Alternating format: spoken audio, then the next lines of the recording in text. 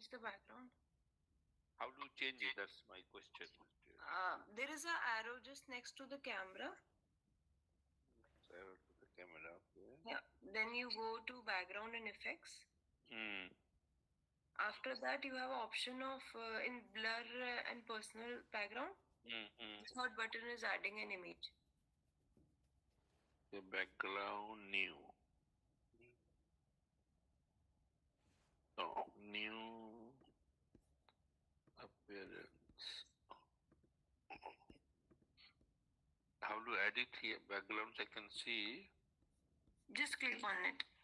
It will automatically come.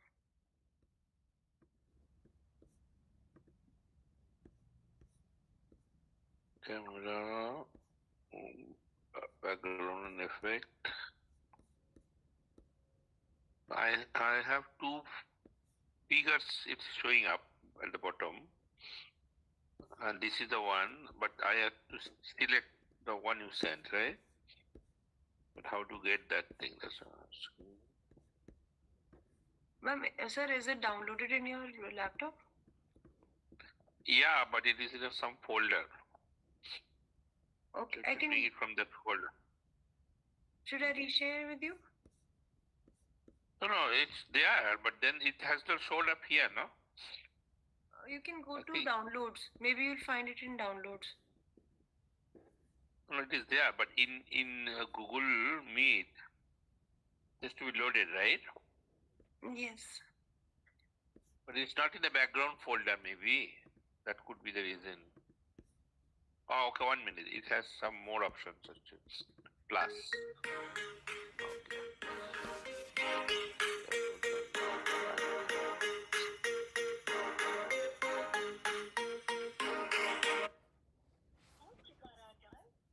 Okay, now it's okay.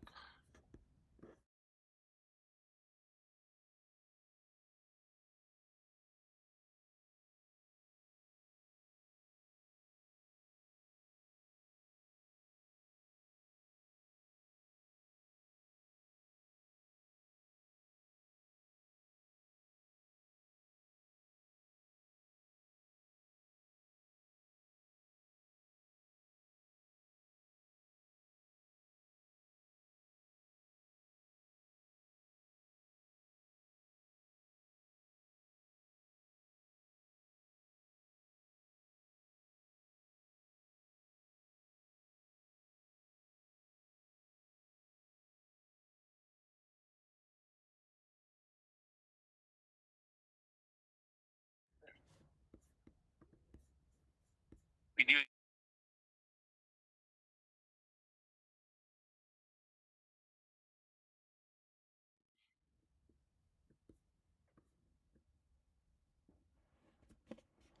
These also you can see with the sound. आप समझ रहे हैं कि छोटे बच्चों से ले ठीक है. Sound was there, am I right? Yes, sir. It was there. All set. Okay, so I'll just start. Yeah. So I'll just unshare it now.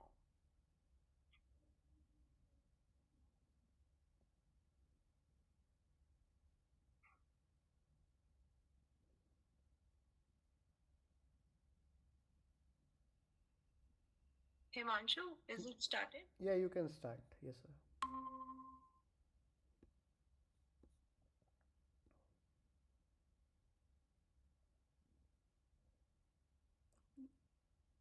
Your screen is coming as white. Yeah, I'll just fix it. मेरा ठीक है ना? हाँ sir, आपका सही था.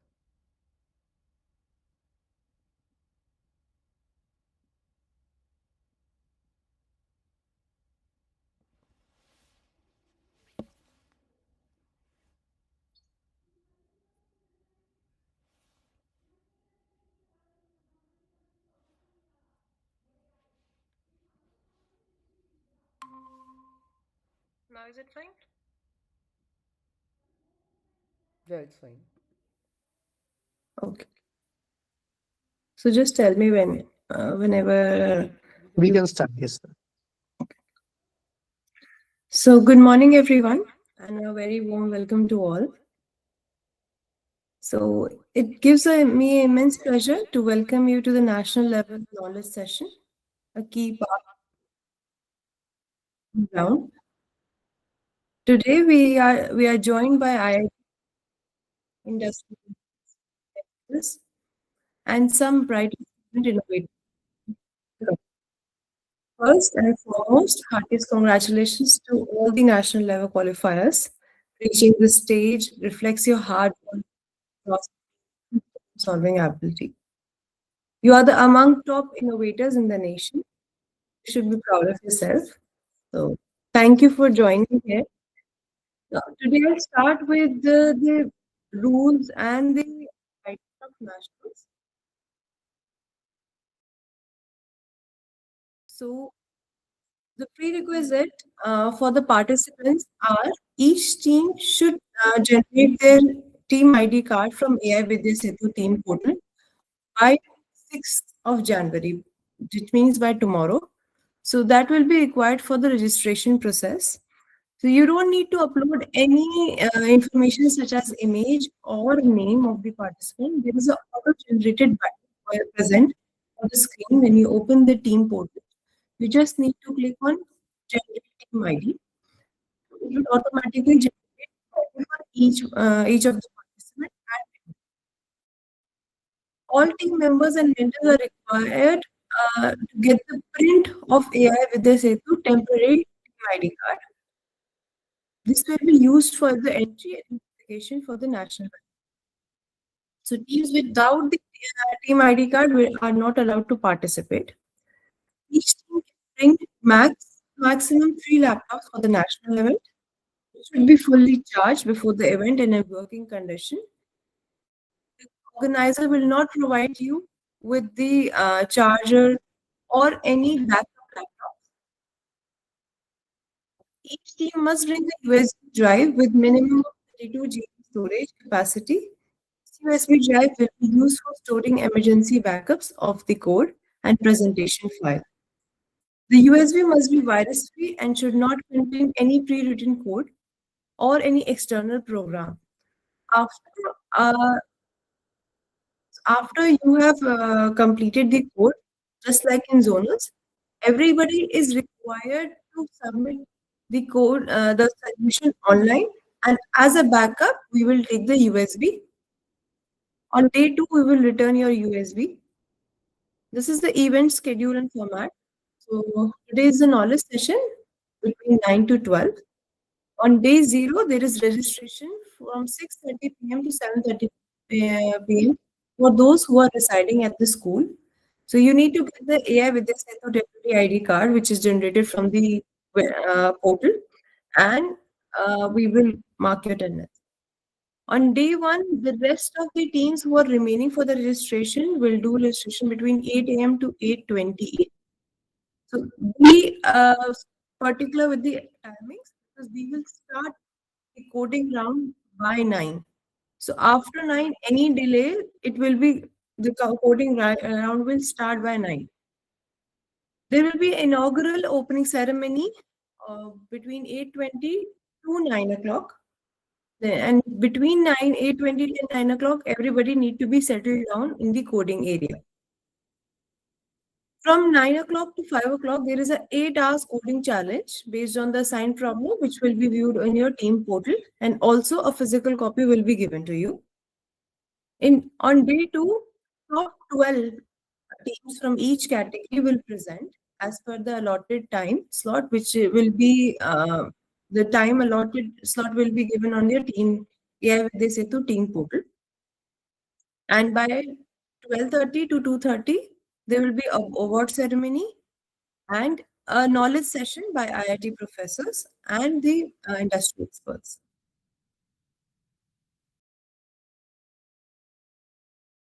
On day 1, you will receive a coding problem on AI VidyaSetu team portal and a physical copy. So the coding round will be conducted in an invigilated and monitored environment. Evaluation will be based on the logic, problem understanding, code efficiency, output correctness, and code readability and structure. You need to submit a 5-minute video upon the execution of the code and the output. So we are recommending you to use.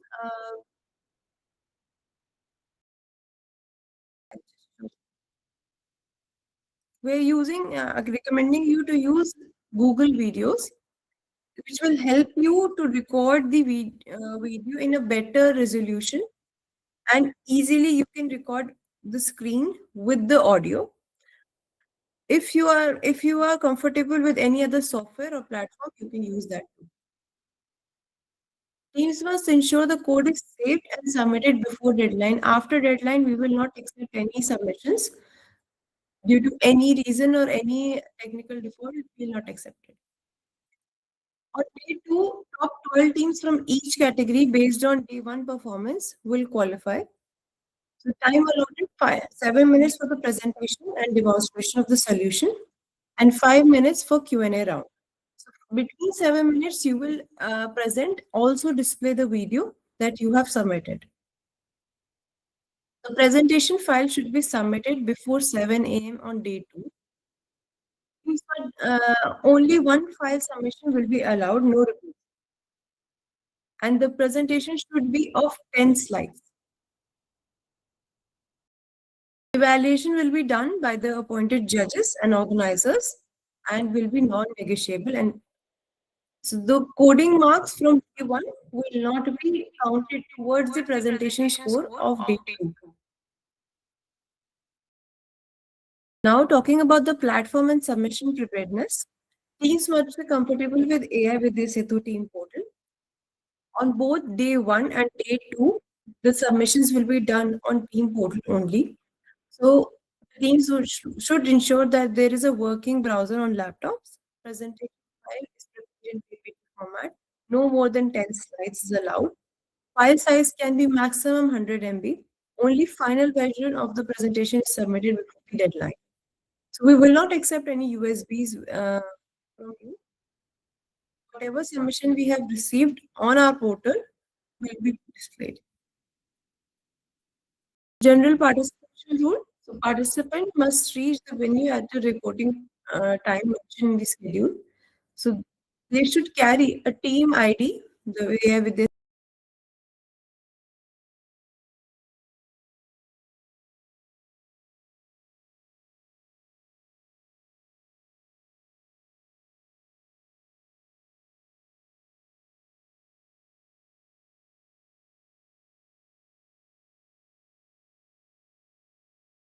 The situation must be immediately reported to the volunteers and organizing team.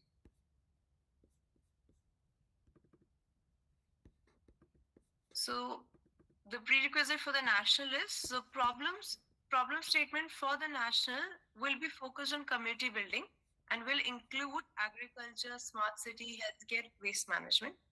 So problem format will include few predefined features, and there will be number of non-defined features that we expect you to add and do research and creativity. So research and data, on the basis of research and data orientation, solution should be research driven, data analysis based, and use real world data set. Prototype readiness. Team should be prepared to design and demonstrate a working prototype during the national round.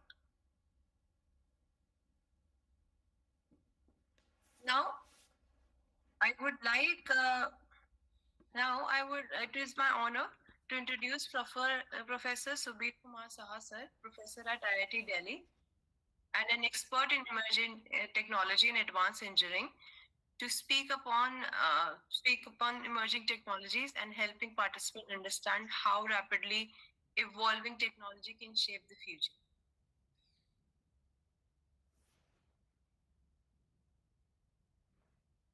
I'll just stop.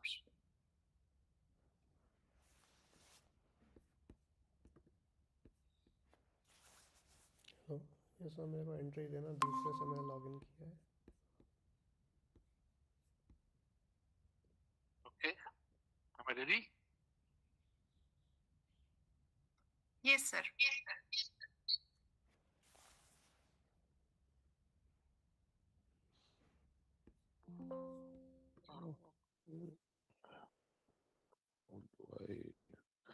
Okay, so good morning to all of you, and congratulations for the selection in the national championship of AI VidyaSetu. And today, next 10-15 minutes, I just wanted to give a brief overview of how the competition can help you to real life problem solving for the growth of the country, to make it a Viksit Bharat, as our Prime Minister has been uh, telling to us.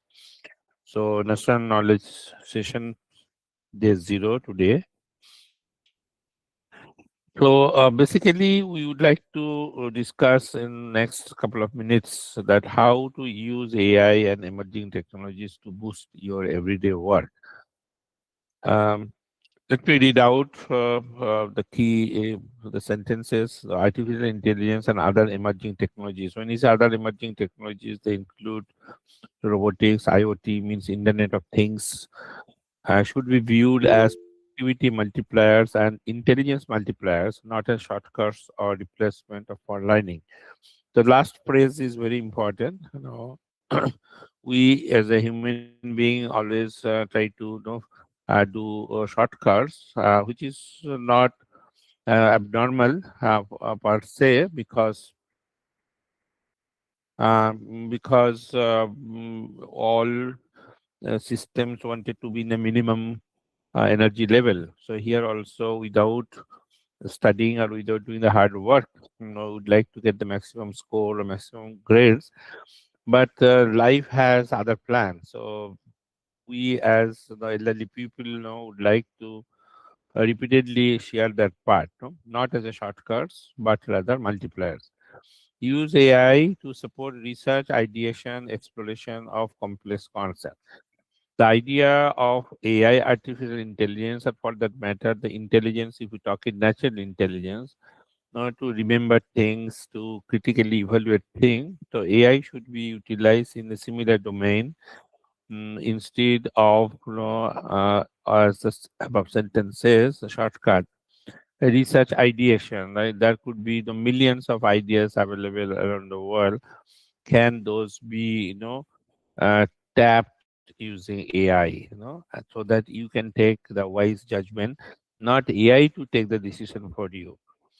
Next point, leverage AI tools for coding assistance, debugging algorithm. So you may take assistance for coding purposes, but then ultimate responsibility lies with you. So long time ago, I read a book which says that, okay, if I have an assistant to write English for me, now, that does not mean that I don't need to know English, because for the secretary's mistakes, I need to correct it. No, secretary is to basically help editing writing the text. Similarly, AI should be, used as, your secretary rather than replacing you for that matter.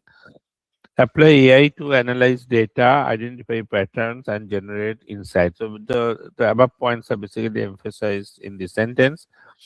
Automate repetitive, time-consuming tasks such as documentation, report writing, summarization, testing, basic data processing. Just to talk about the documentation part, you give the keywords and you may ask AI to write or chat GPT to write an article for you. But that what the content is, it has to be read by you. And that reminds me the movie, the Three Idiots, where something was written in Hindi and the guy does not have the context and he was actually reading out something, absolutely nonsense in the public forum. Integrate emerging technologies, AI, IoT, I just mentioned, Internet of Things, data analytics, cloud platform to build smarter, scalable, and future-ready solution. I just wanted to have a small demo of one thing which my PhD student has done.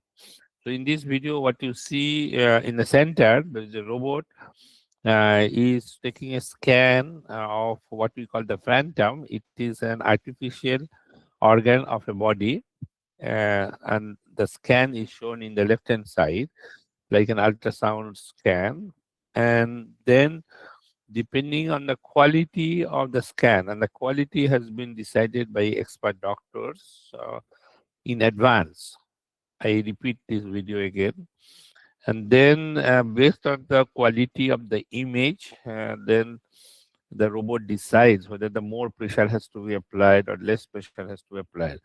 So here the futuristic solution in this particular case is, in future you may not require a technician to do the scanning of ultrasound for you. Maybe you will be under a robot and your parameters will be fed in, and then robot will take the scan for you. And the right hand side, various parameters are shown to get the information to be passed on to the doctor to take a call on what kind of medicine has to be prescribed for you.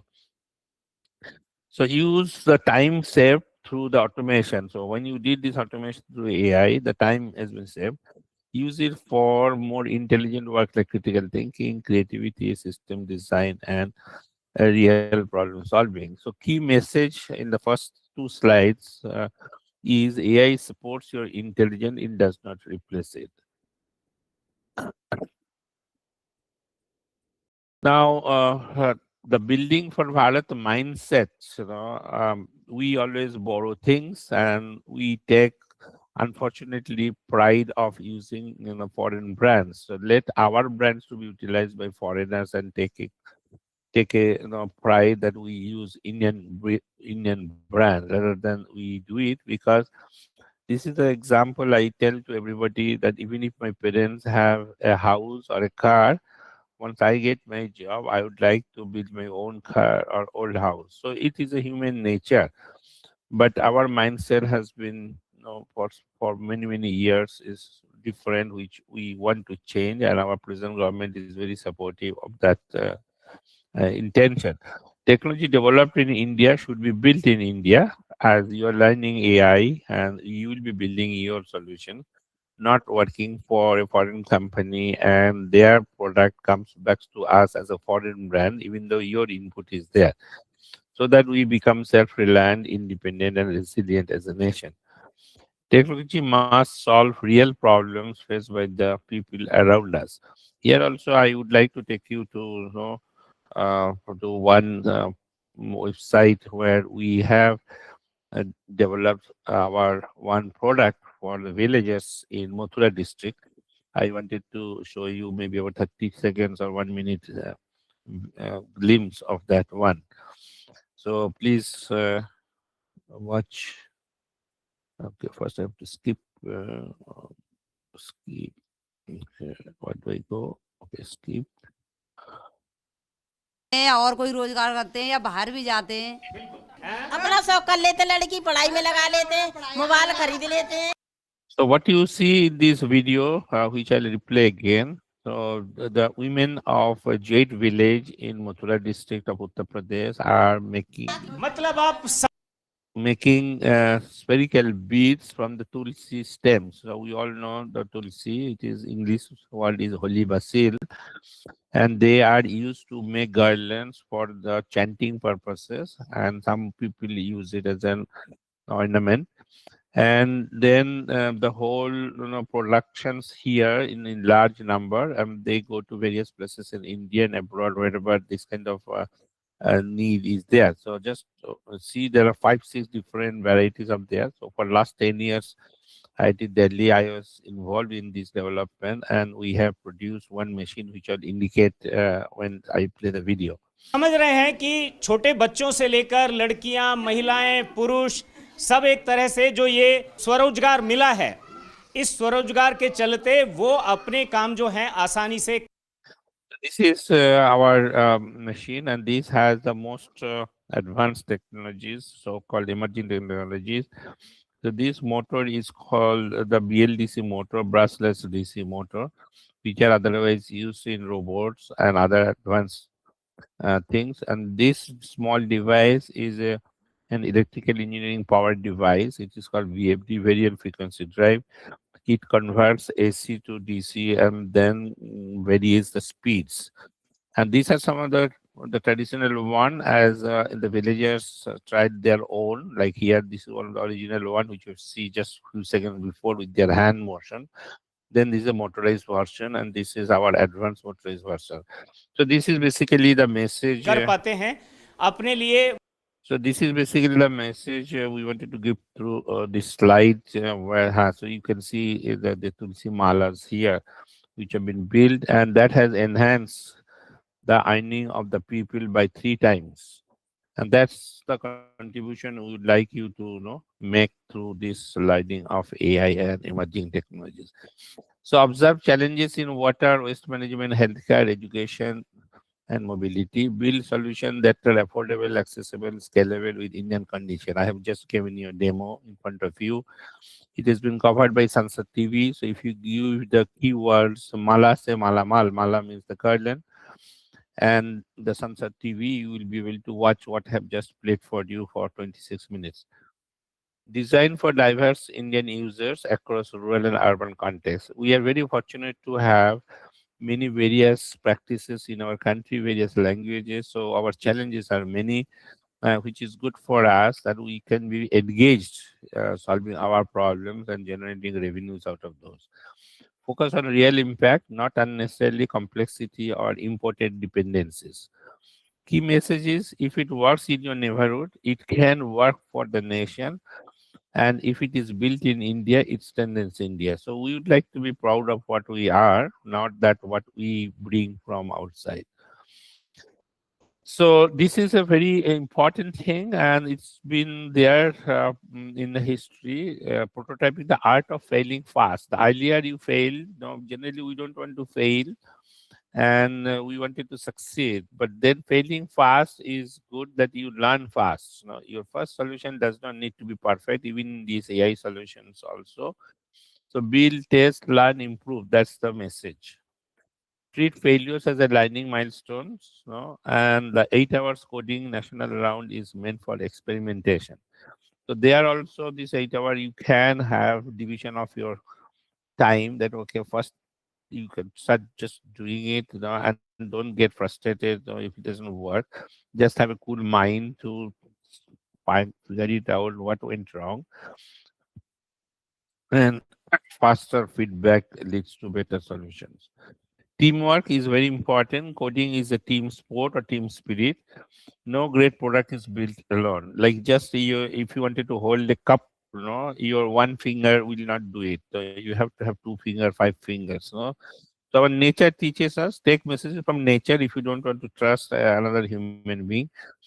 Clear role division. So here it is important that you divide your team into the task, coding task, design task, testing task, presentation. I always give this message 5 P's. Proper planning prevents poor performance. So this is part of proper planning that you divide your team into certain task bearing activities. Communication is as important as technical skill. You may do best thing, but if you're not able to tell to your experts, they will not give you marks, or the and you lose out. Respect ideas and support teammates. Don't criticize badly to your teammates' ideas. Rather, evaluate critically and discard it if necessary. Shared ownership leads to stronger outcome. Don't blame someone for the failure. Take the blame, particularly the coordinators or the team leaders have to have this quality quite importantly. So your road to 2047, you are the architects of Viksit Bharat. You will be able to you will be young by that time, adult. What you build during today's hackathon can evolve into tomorrow's transformative innovations. Who knows? You will have startups which will be famous worldwide. Create solutions that are ethical, inclusive, scalable, keeping society at the center of the technology. I am just reading, a book by Abdul Kalam, Ignited Minds. I don't know whether you can see in front of you in the camera. No, so he had the same message.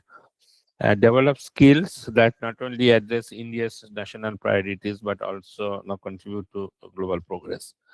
With this, I thank you by writing this word thank you using one of our indigenous software developed at IIT Delhi, which is used for robotics learning.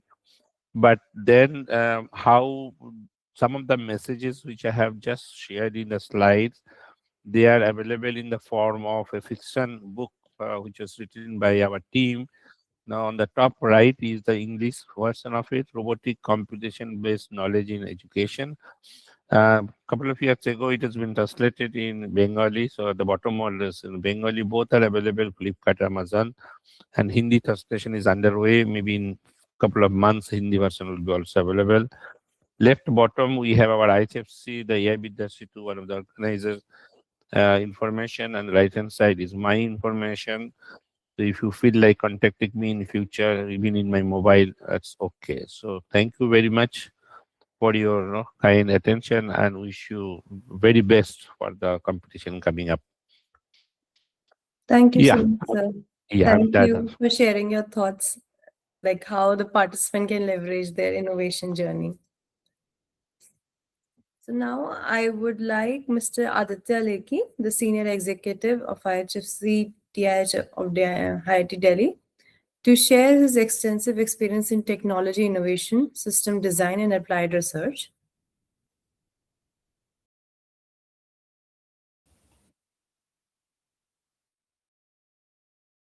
Good morning, everyone. Hope I'm audible. Yes, you're Yes, audible, but Aditya. you can adjust the camera a little bit so that your full face is, yeah, that's good. Thank you. Okay, so I'll mainly talk about 2 points. One will be prototyping, and another will be collaboration. So, as you know, the finals of the hackathon is coming up. Sorry to interrupt you, Aditya. Can you make your camera move a little back? Because your half face is coming. Yes, it's better. Thank you. Yeah, so as you know, the hackathon finals are coming up. So imagine you're in the hackathon final and you have one hour before the deadline, and you're trying to fix one small bug, and suddenly your entire app crashes. So what will you do at that time? Any ideas? Maybe paste in the chat box. You have just 1 hour left, and then your app crashes because you're trying to fix a small bug.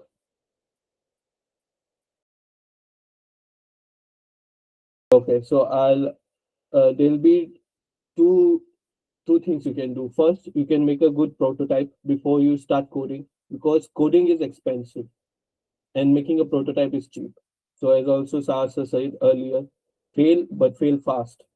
And another, you can have a collaborative a solution called GitHub. So I'll first touch upon prototyping. So as you know, coding is expensive. It will take a lot of time to code your solution. But uh, if you have a prototype ready, and during the prototype phase, you can figure out the problems that you might face during coding. So that will be much more time efficient. So what tools can you use for prototyping? So a paper napkin or something like Figma, if you heard of it. So a paper napkin, although it's very rudimentary, but it will help you save a lot of time. So if you structure your solution, how the data will flow with your solution, the number of pages that you'll have in your solution, the features you'll have in your solution, instead of first starting to code it, rather than making a structure of it on paper first, you will face problems while you're coding it, and while you're making it on paper, you'll know how the data is going to flow within your solution. So it will save a lot of time. So you can spend around 10 to 15 minutes just for prototyping phase. So you can figure out the future problems that you might face. So another problem that you might face is that the version, as you make versions of your code gets complex. You might introduce a piece of code that is problematic for your entire solution. So in that, you can use something called Git. So there are two different solutions. One is GitHub and one is Git. So what Git helps you do is like save. If you have ever played a game, it will help you save checkpoints. Like in a game, you have checkpoints that you have reached this level, then you can save. Then if you have reached another level, then you can save. So Git helps you do that. And whereas GitHub helps you upload that checkpoints so that everyone can access it and everyone can contribute to those checkpoints.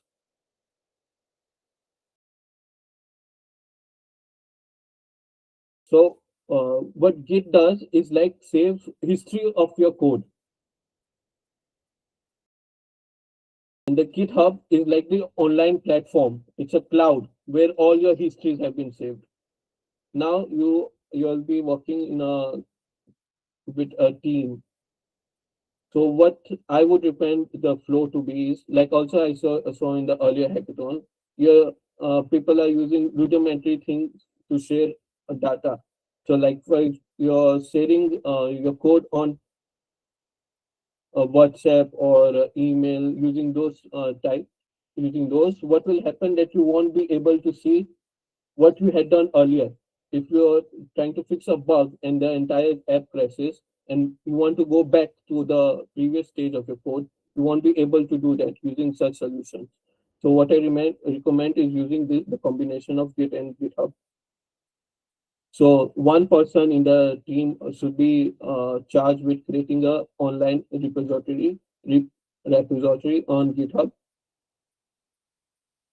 And then is everyone know? Does everyone know about GitHub? Can I see on the chat?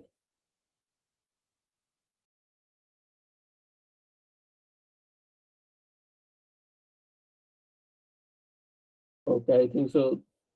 People are not aware of GitHub. Is it that you're not aware of GitHub?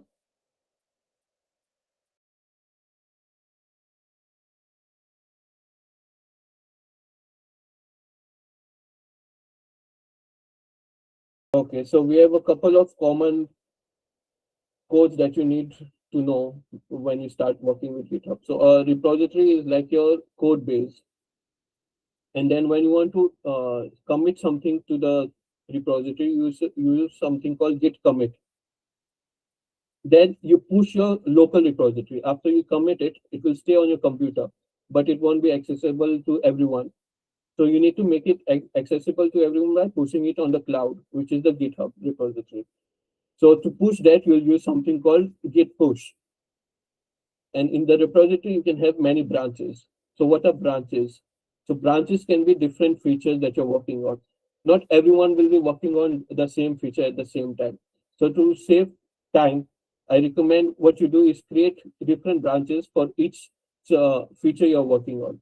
So the team lead should divide the features and create those branches and assign those branches accordingly. So what this will help you do is not override. So maybe a team lead creates a file called index.html and another team also, another member of the team also create the same file. So you'll have a conflict. So using these branches, you'll not face that problem, the overwriting problem. So after you have uploaded to the repository online, that is GitHub, other team members are supposed to clone that repository. So they'll clone that repository to their local machines using git clone. And if you already have cloned that repository, now you want to fetch the updates. So maybe one team member made some updates and push those updates to the online repository. Now everyone needs to get those updates. So what you'll do a git pull to fetch only those updates. But if you're starting with a new project, then you'll use git clone to make that new repository on your local machine. So this is the golden workflow that you should use. So git pull, you will get your repository on your machine, the updates on your machine, then you'll code, then you'll commit, then you'll push to the online repository, then again the other team members will pull. So you'll have a parallel working force. So everyone will be available with the latest version of the code, and they'll be working in parallel time on the features. So this will help you save a lot of time. So these two features, these 2 points that I talked about, prototyping So you should prototype first, rather not start with coding immediately, because you might not know the structure of the problem, the structure of the solution you're trying to make, and you won't understand how data is flowing. So a simple pen and napkin prototype will be sufficient. If you know some tools like Figma, that is good enough. So also in Figma, you have something similar to GitHub where many people can collaborate at the same time on the same prototype.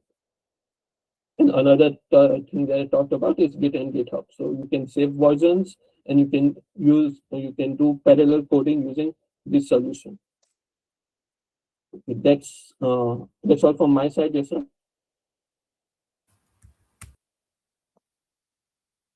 Thank you so much, Aditya, for letting them know about GitHub and explaining them what is like all how do you save repositories. So now I would like Professor Harish Chaudhary, sir, from Department of Management Science, IIT Delhi, to share his thoughts on technology, innovation, system design, and applied research.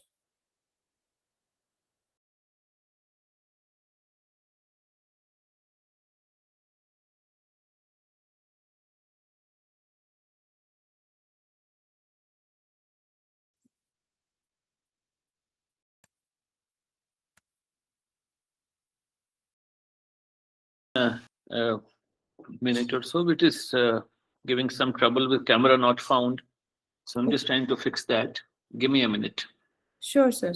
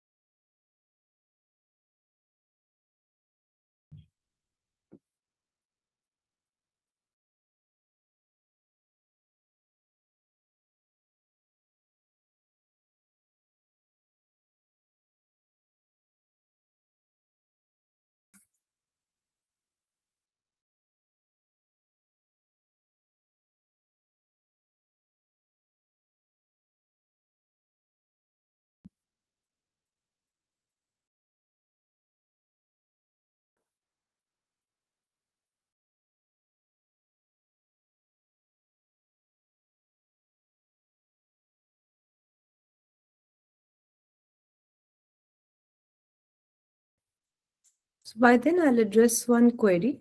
I have received a query from one of the participants that can we use hardware in the national round for demonstrating IoT?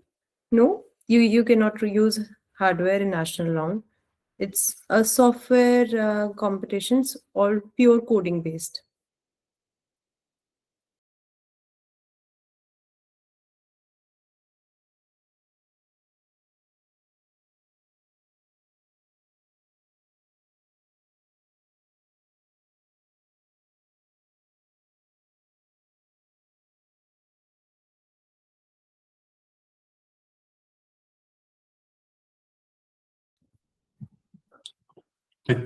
I think Professor Chaudhary has an issue. What about he goes without camera, maybe, no? Yes, he can join without camera.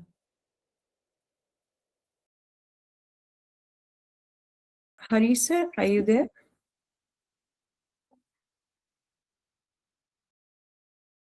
Yeah, I'll join without camera till it fixes. No problem, sir. My apologies for this. It's not too critical to see my face anyway. We can see your face on the photo. You have put it nicely. Yeah. Thank you. So, can you hear me now? Yes, you're audible, sir. Am I audible? Yes, sir. Yes. And that is Preeti talking or Yasra talking? Yes, sir. Yes, sir. Yes, Yasra. So, Yasra, my apologies. Still giving me some trouble on bandwidth and camera not found. The topic that Preeti has given me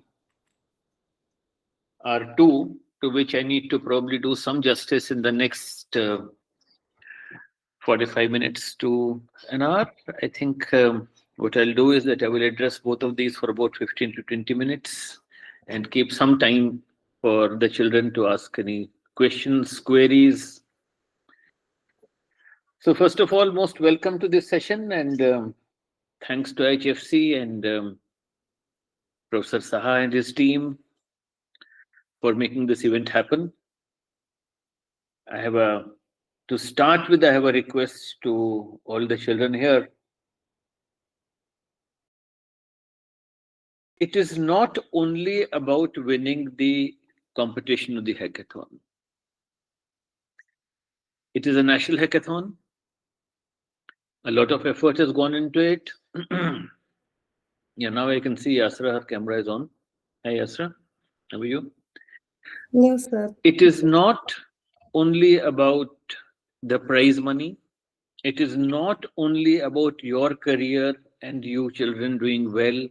We hope to see some of you into our BTech program at IIT Delhi and other IITs very soon. It would be a pleasure.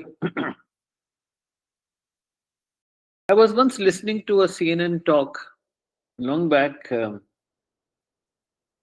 Since the session is being recorded, I will avoid the names, but some of the top industrialists of India who head the big business houses, and therefore you can guess who it was, were being interviewed at CNN, and they asked one of them that how do you hope to compete, or how do you plan to compete with the other business house? And he said, it is not about A or B, it is about how all of us put together from India can compete with the rest of the world. You have a great responsibility, and you kids are in some of the best schools of India. I remember when I was doing my BTech at IIT Kanpur, the Kendriya Vidyalaya was a highly reputed school on campus and the most popular and the best school of Kanpur. You have got the opportunities, and it is our job together, all of you together as a team, to put India on the global map to make India number one. Now, that being said, let me come back to the talk of the day, and it is very difficult to do justice to a topic like prototyping and prototype building in 20 odd minutes, but let me try to do that. Whenever we want to go large scale, it is always a good idea to test at a small scale. So there's this beautiful book, Atomic Habits, which says that if you are finding it difficult to read a book at one go, preferably don't do it. But then if you're still finding it difficult, read one page per day. Start with one page. If you're finding it difficult to write a long essay, start with one paragraph. Typically, when we design a product, be that a physical product or a software product, there are two kinds of difficulties one faces. One is a conceptual issue. As a concept, is it workable? Take a simple thing. Supposing we want to design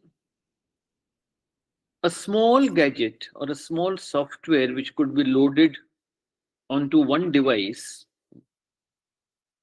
say, built into your watch. Those of you who wear a watch, which could locate your cell phone. You know, we have an issue. A lot of people lose their cell phone. They misplace it. They forget where we kept it.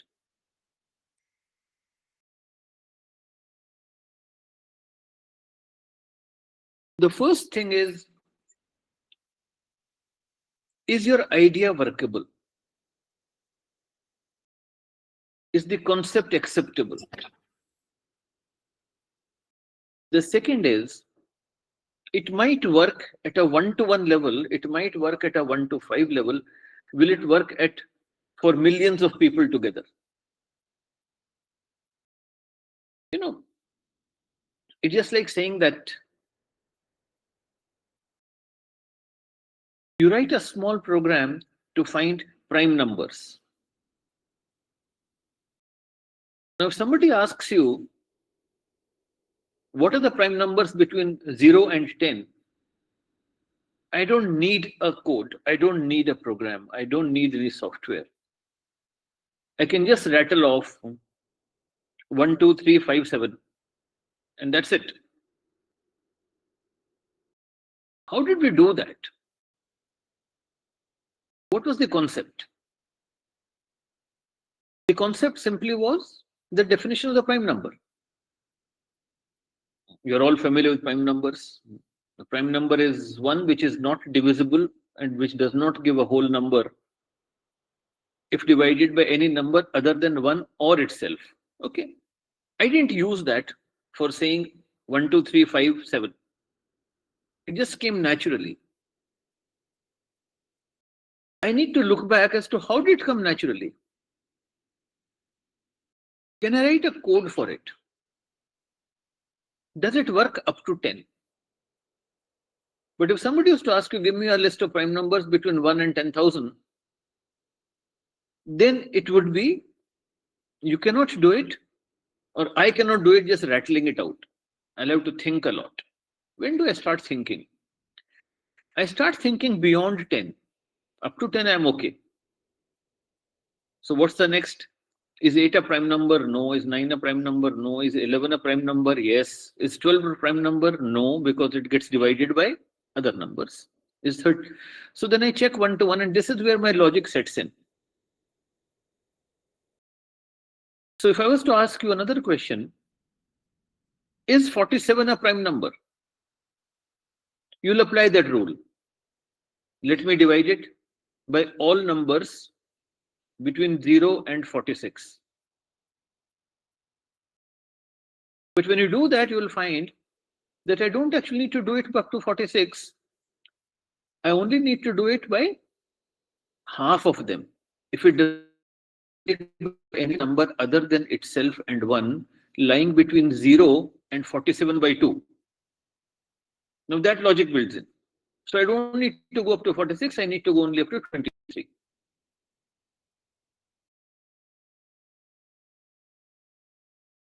Does this logic work for a given digit number? Does the same logic work? So then I need to check for larger numbers. Okay. So what's the process? 1, get the concept, understand the logic, put it in a code, test at a small level, test at a larger level. As I said, there are two kinds of difficulties we face. One is at a concept level. Supposing I find that the logic that worked for me is good enough for all numbers between 0 and 100, then I might say that it will work for any real number. Will it work for negative numbers? Will it work for imaginary numbers? Will it work till infinity? Now we don't know. So when I say that is 96,375 a prime number, my big question is, have you tested it for that number? So again, the second difficulty that comes in is when we scale up. Scale up can be from 1 to 10, it could be from 1 to 100, it could be 1 to 10,000, it could be 1 to a million.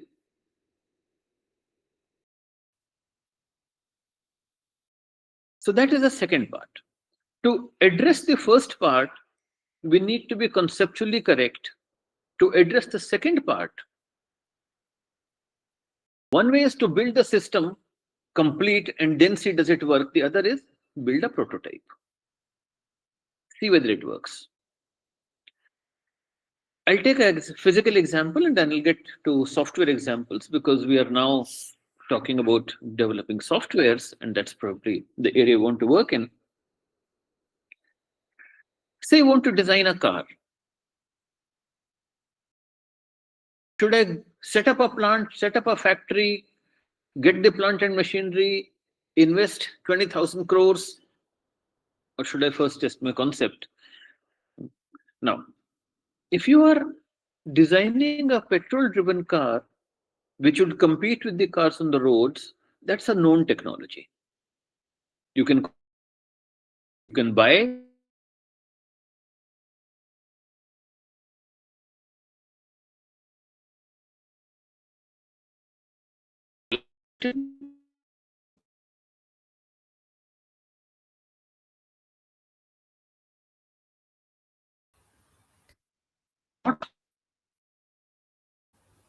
Sir, using your nitrogen as voice is breaking in between.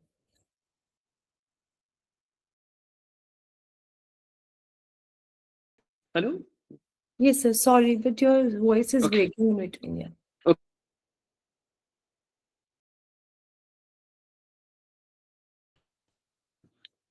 Yes.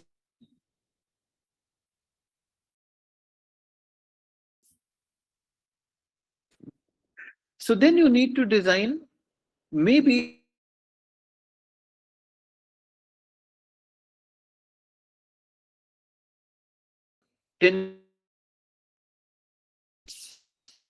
hello. Hello. Am I audible now? Yes, yes, you're audible.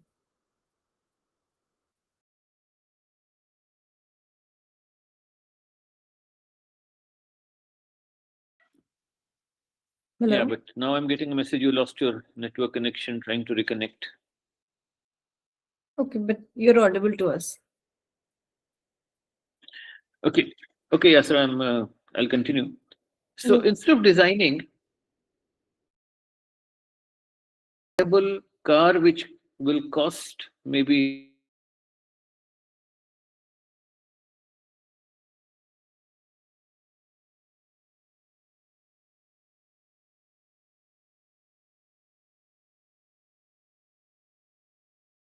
meter, scale it up to 100 kilometers, scale it up to 1,000 kilometers, and that's when we can say, yes, it will work.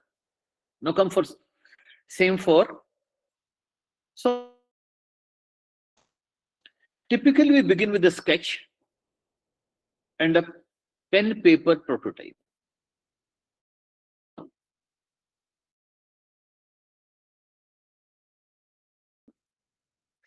The other is what will they see? What we call UI and UX.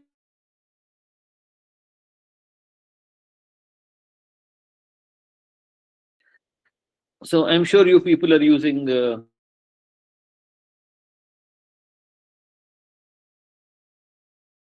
laptops, maybe desktops.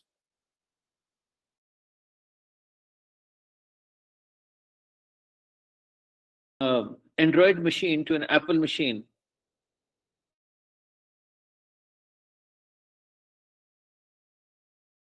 Screen was different.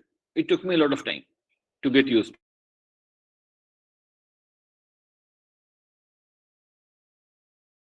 Interface, some of us want another interface.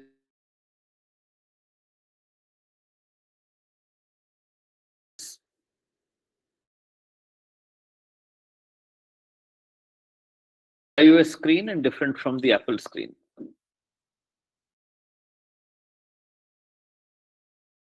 What would the screen look like? It could just be a sketch, what we call a low fidelity prototype.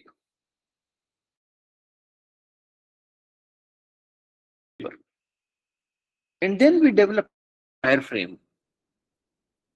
When I click on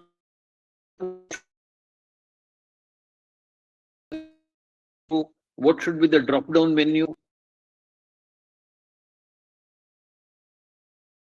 initiation screen, initiation button come on top? Should it come at the bottom? Should it right? Should it come on the screen?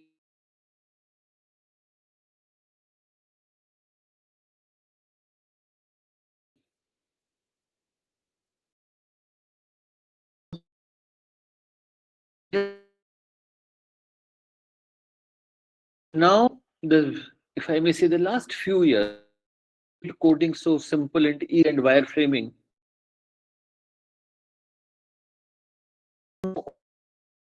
You don't need to know the code syntax by heart.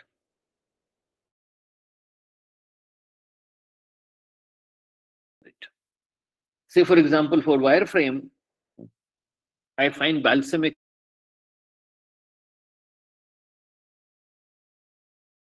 I'm not writing it down, but I'll be able to share with you when.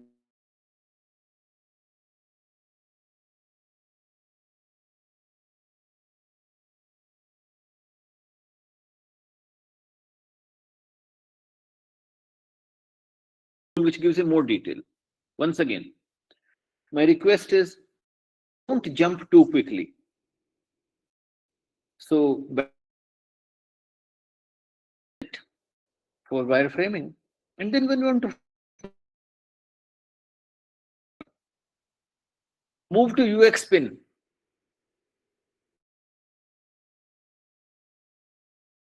we are doing it in rapid succession, but it's exactly the same thing as the reading habits in nursery.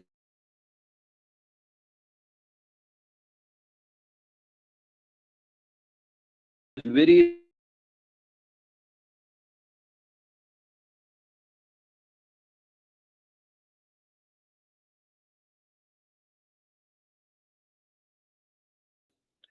and now when you are in class 8, 9, 10, font. Now that's the theory of lexicography. So lexicographic looks at the reading experience of the child and same as a prototype.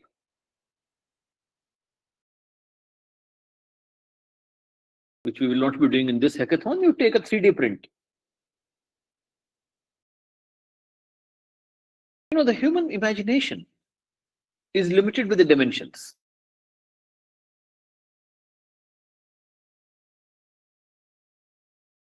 Now, many of you have written a code, many of you have written software programs in Python or maybe in writing it.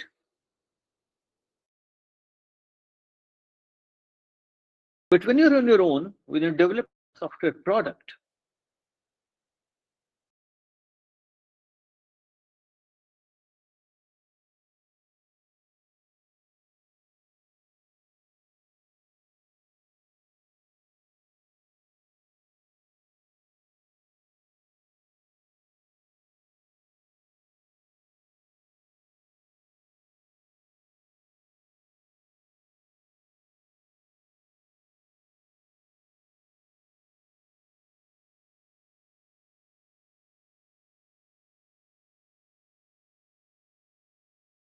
for example, the smog of Delhi.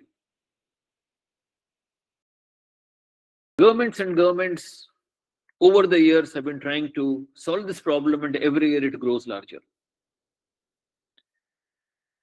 Say the problem of flooding of Bombay during the rains, twice a year. I am an old person. I have been watching it happen for the last 40 years. Teams and teams have been working on it. We haven't been able to yet solve it. Those are what we call large wicked social problems, and there are individual level problems.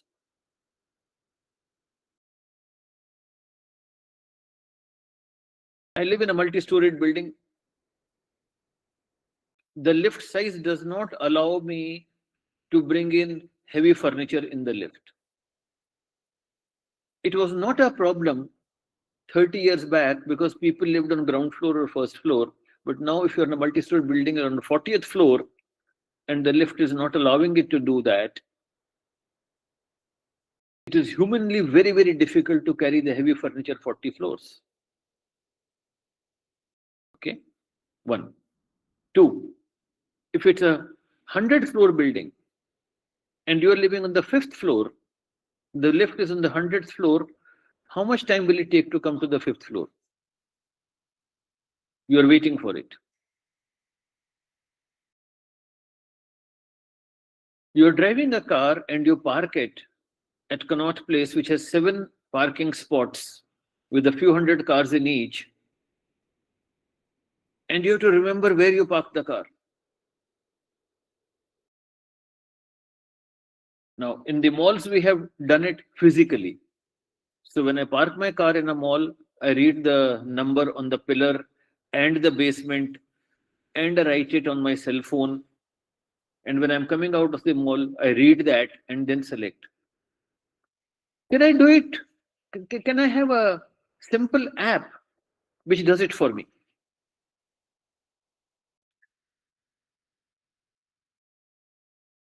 When I'm taking a shower, I have to, in winters, mix hot water and cold water. And the adjustment takes some time. At that time, I'm either feeling too cold or too hot. Can I fix the temperature? Can I have a temperature reader on it which says I want the water at 34 degrees centigrade? Just punch it in. It's a small program. It has been done, but makes life simple. When you walk into a store, I often ask, especially in the large stores like Big Bazaar, where can I find Cadbury chocolate? So the person comes and tells me. Can I have an app which gives me the exact location of it and guides me to that particular counter? So, where did this come from? It comes from observation.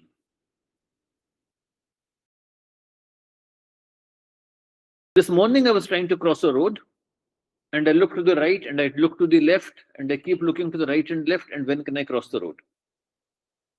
Can I have a simple app which tells me, is it safe to cross or not to cross?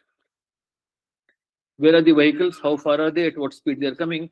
And it calculates for me that if I'm going to take 15 seconds to cross, is there going to be any vehicle which is likely to be crossing and hitting me?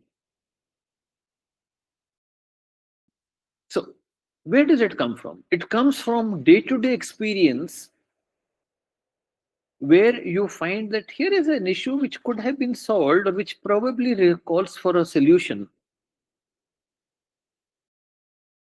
We need to check 2 things. 1, has it already been solved somewhere? Probably it has been.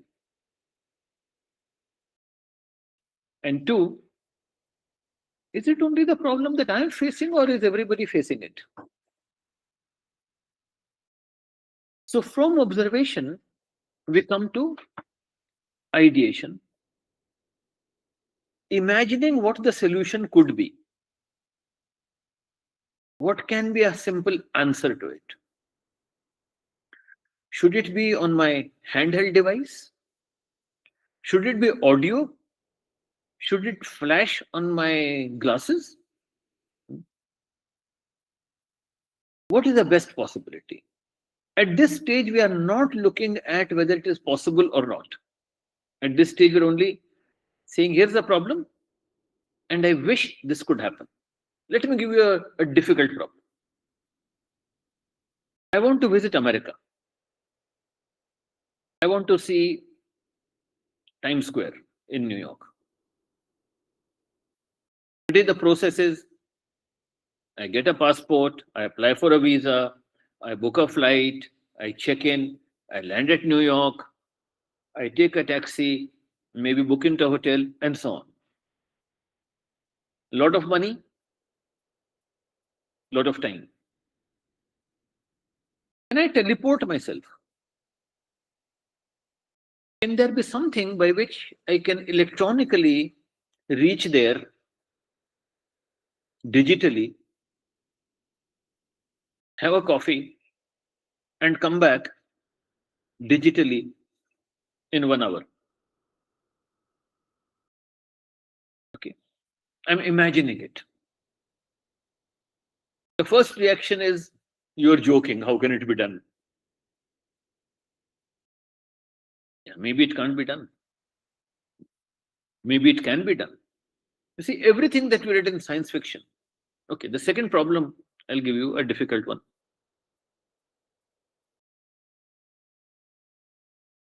Good old days, we used to bring food from the restaurant, then we started ordering food from the restaurant, then we started getting it on Swiggy and Zomato, and then we started quick commerce, and now we have 10-minute delivery. Can I have it instant through my printer? Can I cut out all the human effort from it? Imagine. I don't have a solution. Maybe it is not critical. Let's look at some critical problem. Most cities, urban cities, have a traffic issue, traffic jams. Supposing everyone has a drone and is able to fly across from one spot to another, how will the drone traffic be controlled? What is it being done today? What is the methodology? Just to share with you, today the drone traffic is controlled by DGCA, Directorate General of Civil Aviation. By defining corridors, here the drones can fly, here they cannot fly. But if there are 10 lakh drones in the air, how will the traffic be controlled so they don't hit each other? So, I'm suggesting the first stage is to imagine and then ideate. I am not able to get a solution at the moment, and that needs to wait. But let's go in small steps. Let me define with more accuracy and conceptualize what is it I'm wanting to do. What is the problem that I'm solving? If it is too far away, let me take one little slice out of it and begin with that small slice. And then I need to build it. Once again, make it manageable. It's just the same thing. I'm going to repeat and repeat. When you eat your food, when you eat a chapati, you don't put the full chapati into your mouth. You break it into small pieces. When you drink a cup of tea, you don't drink it at one go. You drink it one sip at a time. So take that first step and build that. Be that the prime number problem, be that the drone problem. I imagine 1 lakh drones on the Delhi sky, and I want to find a solution to how to control it. But let's start with supposing there are 2 drones. Can they be connected to each other so that do not hit each other at any point of time? Can there be some kind of a mechanism or some kind of a software so that through the net they're connected in real time? Do I have this kind of a technology available to me? Let me give you an example. I am a chemical engineer. When we drill oil wells, and some of these oil wells could be 100 meters, 500 meters, 5 kilometers, 20 kilometers below the base of the sea, Bombay High. How do you drill? You put a drill bit. Most of you must have seen a drill bit, how to make a little hole in a piece of wood or on the wall when you want to put a hanging. It's the same thing, but a much larger version. Now we had a problem. If you're making a hole which is 100 meters, at the 90th meter, you meet a certain rock and the bit breaks. Then you have to pull out that 90 meters, change that drilling bit and put it back again. Possible? Yes. But when it's 5 kilometers deep, that's a very difficult process and a very time consuming, very expensive process. So therefore we needed something which could read the hardness of the rock, say 10 meters from the drill, give us the data and change the speed. It cannot be done manually. Good old days, we did not have coding possibilities which could decode it in that microsecond.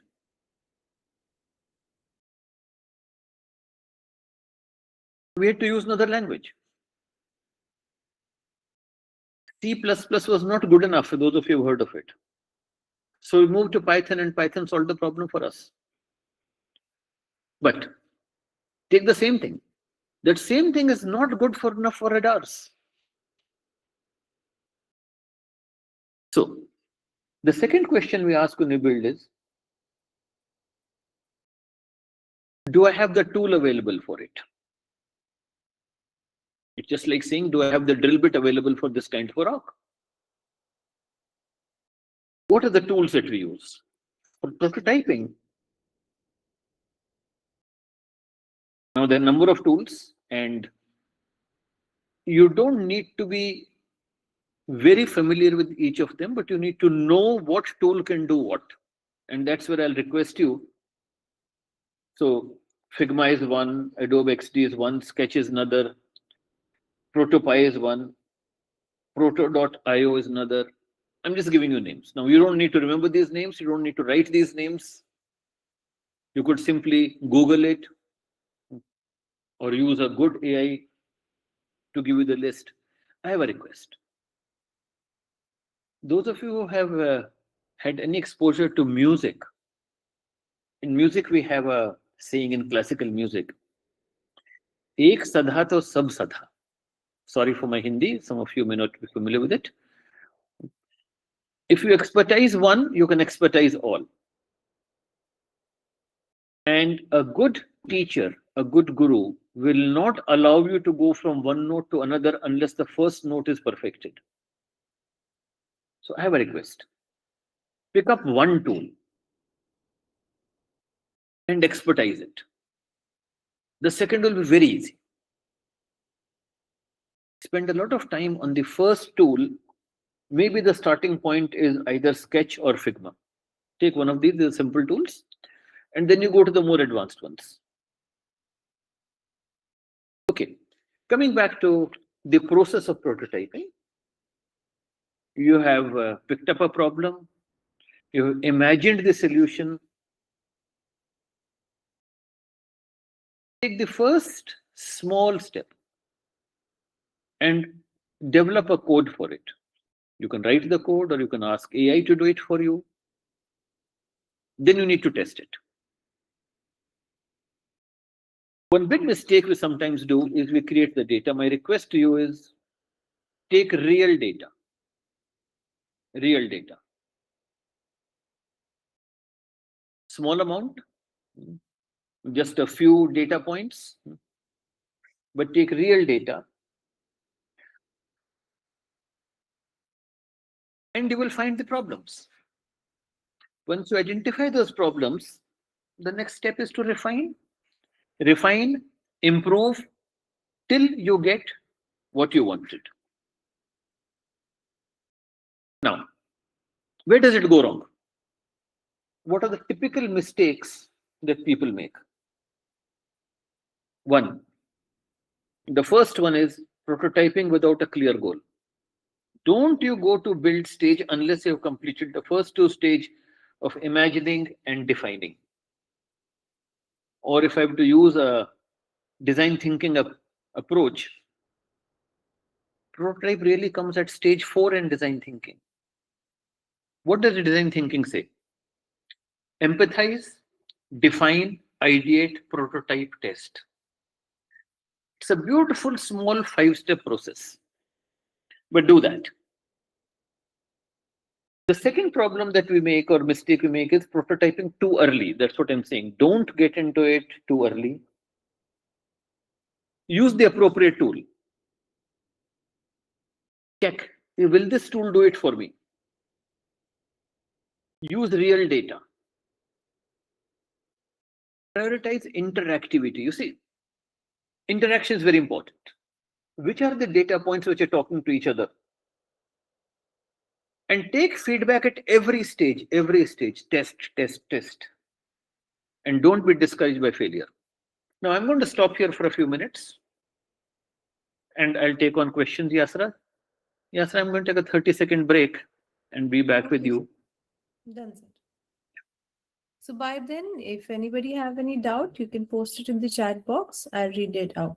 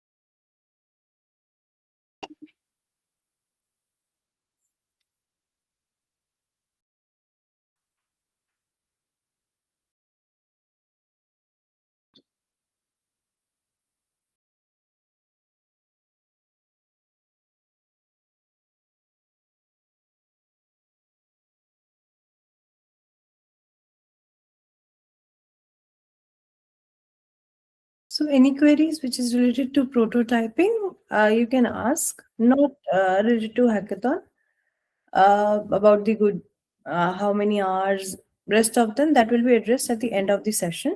You can ask something related where Harish sir have taught you. I haven't taught anything, but yes, I've shared Yes, whatever my views, information. Yasra. So is there a query? If there is not, then I'll just continue. There is just one, Yeah. that how much time should we ideally spend on prototyping during a 8-hour hackathon? I mean, that depends on the problem you take up, but my first guess, if I was participating in this hackathon, would be just about 2 hours to start with. If you have to break up your time, the first 30 minutes to 1 hour on ideation with the team. Imagine the problem, the problem, imagine the solution and ideate. How feasible? Spend another 30 minutes to an hour on defining and conceptualizing. And maybe then you get on to 2 hours of prototyping using a sketch, using a paper prototype, using a wireframe. That gives you the first half. The second half, test, correct, improve, and just keep doing that. And do that in about 2 hours. And the last 2 hours you keep for finishing touches. That's the way I would break it up. But plan your schedule. It's a good idea. Yeah. So I hope sir have cleared your query. I see no other questions, sir. Okay. So let's quickly get back to the process. Those of you who have done some coding or have some experience of software development, you see, fortunately, unfortunately, at this age and stage, typically the problem is given by the teacher or the book and you write a code for it. But in real life, we have to go from a sensed perceived problem to a solution, a real life problem. So we define 7 stages of software development. I'm not going to get into the models at the moment, but typically planning, what is it the code we're writing for?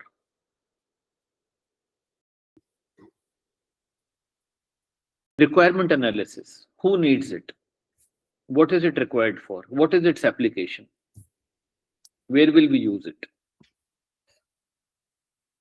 So the drone problem I was commenting upon, that if there are 1 million drones or 1 lakh drones in the air on top of a city, how will they be controlled? We begin by a simple 2 drone situation or a 5 drone situation or 10 drone situation. But our requirement is to be able to do 1 lakh drones. So you need to define that and design accordingly. Only at the 4th stage do we come to developing a code or writing a code for it. We don't get it right always. We don't get it right the first time. So you test it. Again, when you will become software coders, testing is a huge phase. And very often, as a matter of fact, there are companies who built a business only on testing. And that came in my lifetime a little late. But now we are very clear. Testing should never be done by the person who developed it. It works better in a team situation. It works better when you have an independent person who's going to test it. Because the person who develops it, A, is very familiar, knows the ins and outs, and has the same blind spot again and again. And of course, then there is the aspect of deploying it and maintaining it. So, I have 10 minutes more with me, and I'm going to use this to summarize what I've said so far, and my apologies that my camera is still not switched on. 1. The process of prototyping, the 5 stages.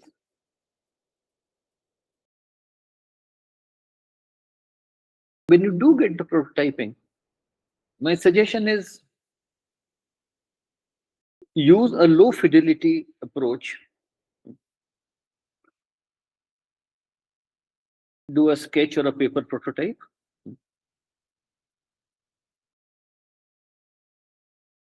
Do the wireframing. Use the tools. On the tools, the problem that may be given to you may not be very amenable, or the tool may not be amenable to it. But at least have mastery of one tool. 2, spend a lot of time. Of course, we talked about how to break up the time. That was my approach.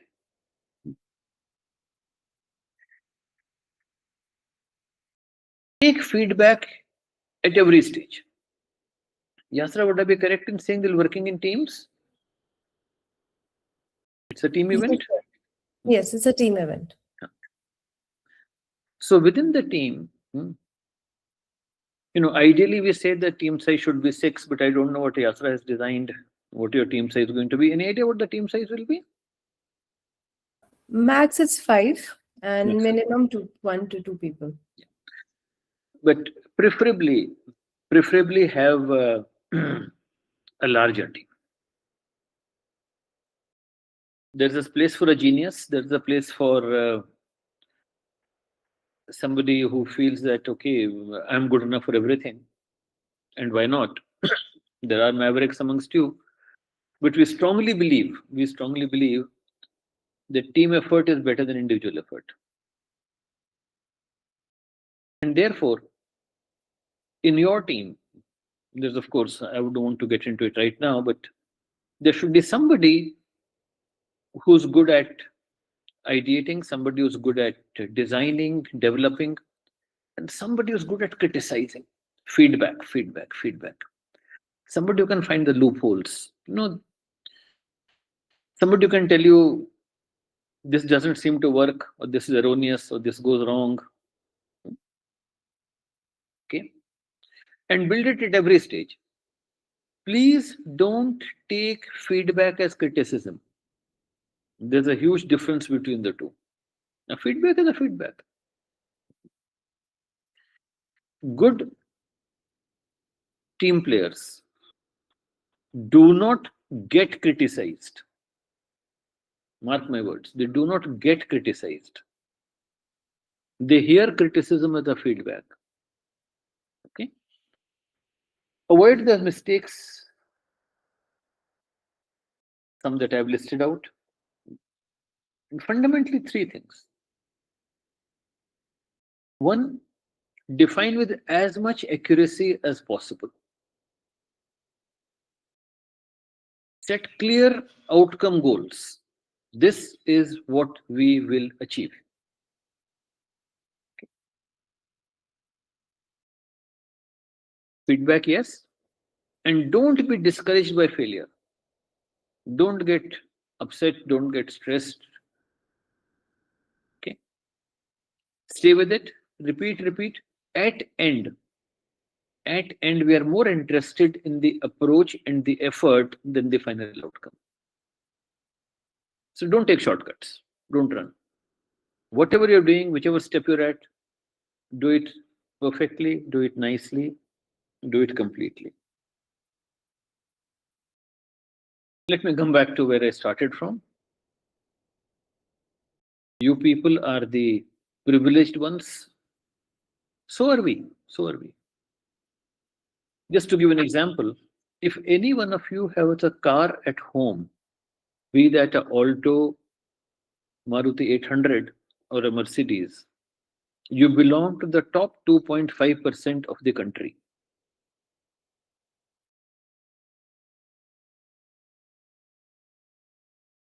Anyway,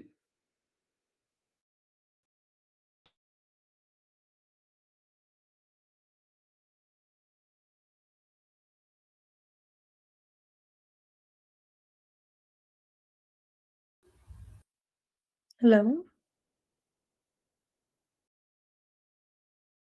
country.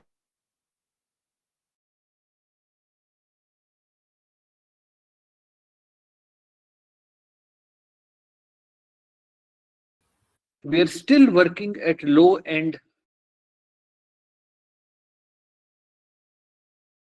We have a large,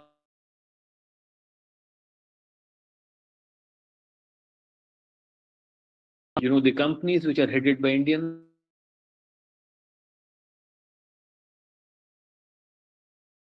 We want to do it in India. And we want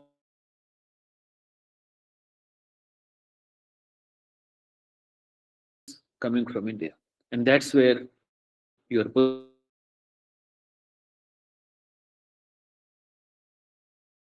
problem now, and that's okay. So with that note, I'm going to stop here.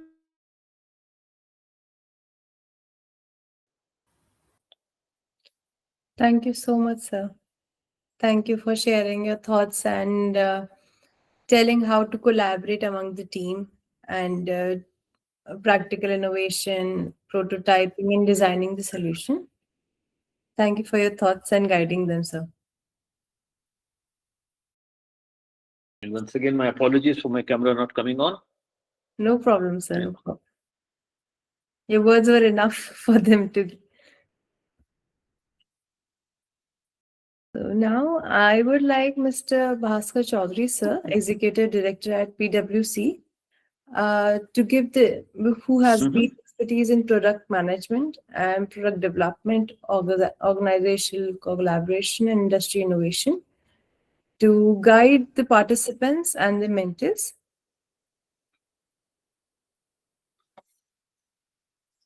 Sure.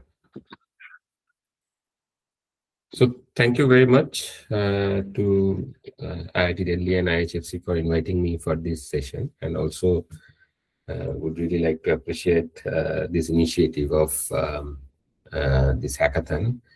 For the students, good morning, everybody. I will spend probably around 20 minutes talking about a couple of things more coming from the industry inside.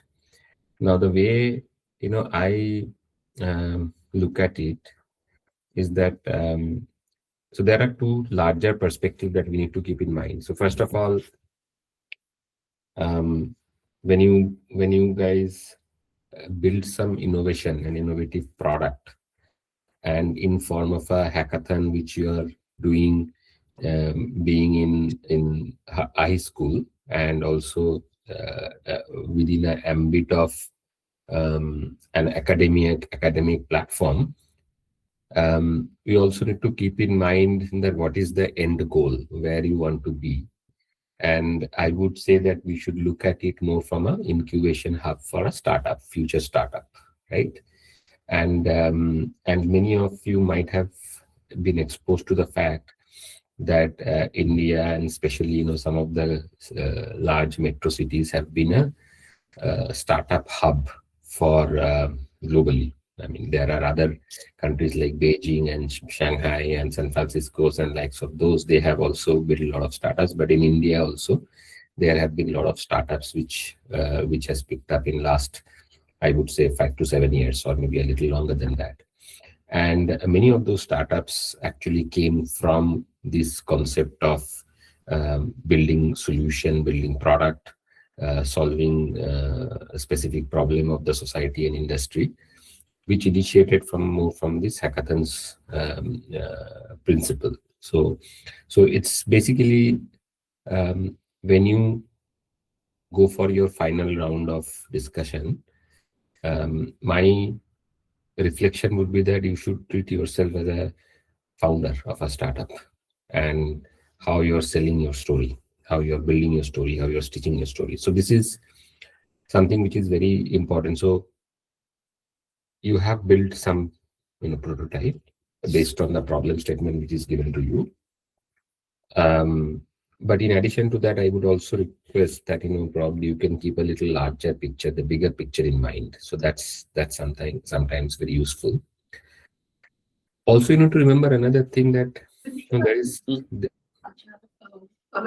Sorry. Right. So the second part which I would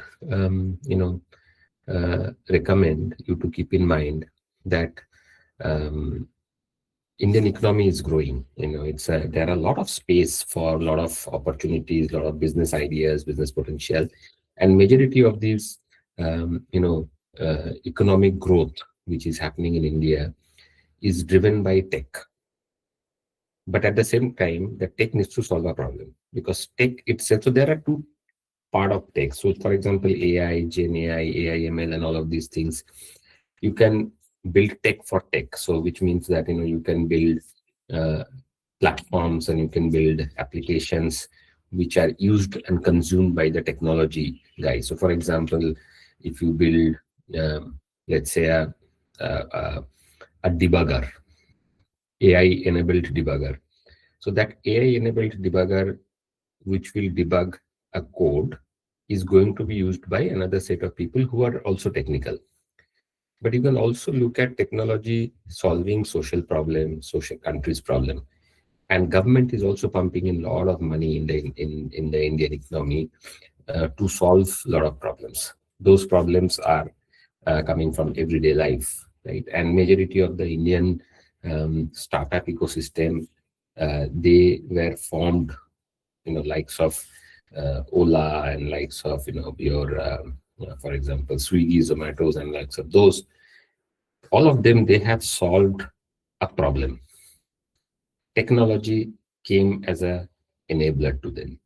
So there are two ways to look at it. One way is that you build technology to create technology innovation where the consuming entity is also a tech individual or a company. The other one is that you are using tech to solve non-tech problems. So depending on your topic, your specific problem statement that has been given to you or your area, you need to build your narrative accordingly.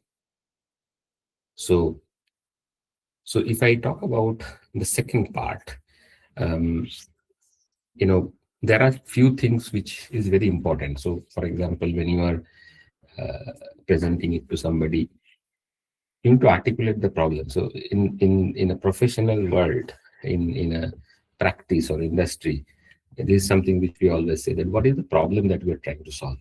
Don't build a solution and then try to find a problem. So be very clear in terms of what is the problem statement and what is the magnitude of the problem statement, which problem are you solving. So that is the first thing you need to narrate. Second thing is that why that problem is important. There are many problems so there are millions of problems around us. Why that problem is very important for the community that your target customers are or target audience are. So for example, if you are trying to build something in the energy space, because there are a lot of work which is happening for energy security. If you are trying to do something around the citizen services, public service and government service, or if you are doing something in the, let's say, in smart city transportation. So depending on the which segment, or maybe for example, environment, sustainability, sustainable development goals that we have, SDGs that we have.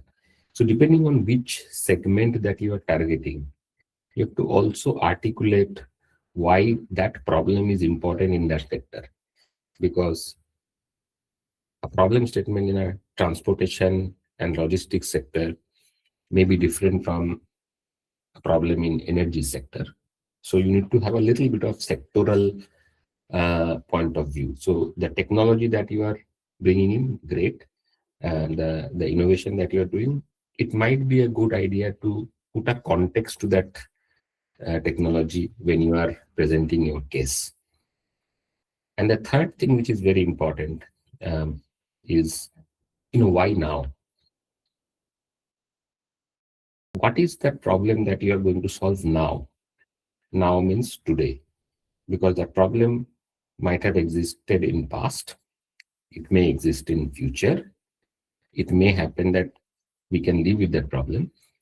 What is the relevance of that problem and the solution now? So this is very important. And so essentially, you need to stitch a story and sell the story. So stitching the story and selling the story, as I said, that, as I mentioned, what is the problem that we are trying to solve? What is the sectoral dimension of that context? Rural problem or urban problem? It is, consuming entity, tech, non-tech. So what is the context of that problem? Then what is the timing? And of course, how you are going to solve it. Please remember one thing, your audience, whoever is the audience, who are the judges and the decision maker, even in case of this hackathon, or in future, if you are looking for, presenting your storyline to an investor, you have to impress them in 60 seconds. So if you go to industry, first 60 seconds, which is called elevator pitch, is very important. And my recommendation to you also, when you are presenting, probably I think later this week, or maybe in the week after, very soon, please be very clear on the first 60 seconds, because there are many. India is a large country. There are a lot of students, a lot of 1.4 billion population. Everybody comes with great idea. Anybody can come with great idea. Tech is pervasive. Everybody has access to tech. The storytelling of this 60 seconds is very important, because if I don't get interest in 60 seconds, I'll probably not listen the story which is coming after that. So be very precise, direct, meaningful, impactful in the first 60 seconds. Right? So this is the first part. How do you build a story? How do you pitch it? And I'll of course be happy to answer any questions subsequently. But then the next part, which is also very important, how you present. That you have a story in mind, you have a great product. There are management principles. There are a lot of management principles and theories. For example, 4P of marketing or 7P of marketing. So you need to have a good product, but that's not all. You need to have a right promotion. You need to have a right medium or place or pricing strategy, etc. So that is very important to make your work succeed. So great product itself, it's not good enough to be good. Remember that. It's never good enough to be good. So a good product needs to be presented well as well. And it is also about, I think I talked about it a little bit in the first part, which is basically you need to identify the segment. So segmentation, targeting, positioning, those are also very important. Now, when you have identified the segment, this is my product, this is my target segment. Let's say I'm looking for a rural, some healthcare. So I'm building something around that. So your target segment is identified, your product is identified, but now how you are going to sell the story. So it is very important that your messaging and narrative should be very, very clear.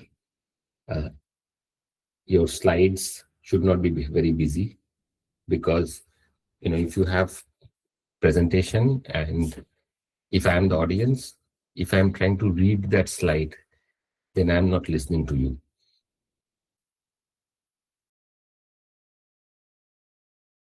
So you have to decide when you make your slides, you want your audience to read those slides, or do you want them to listen to you?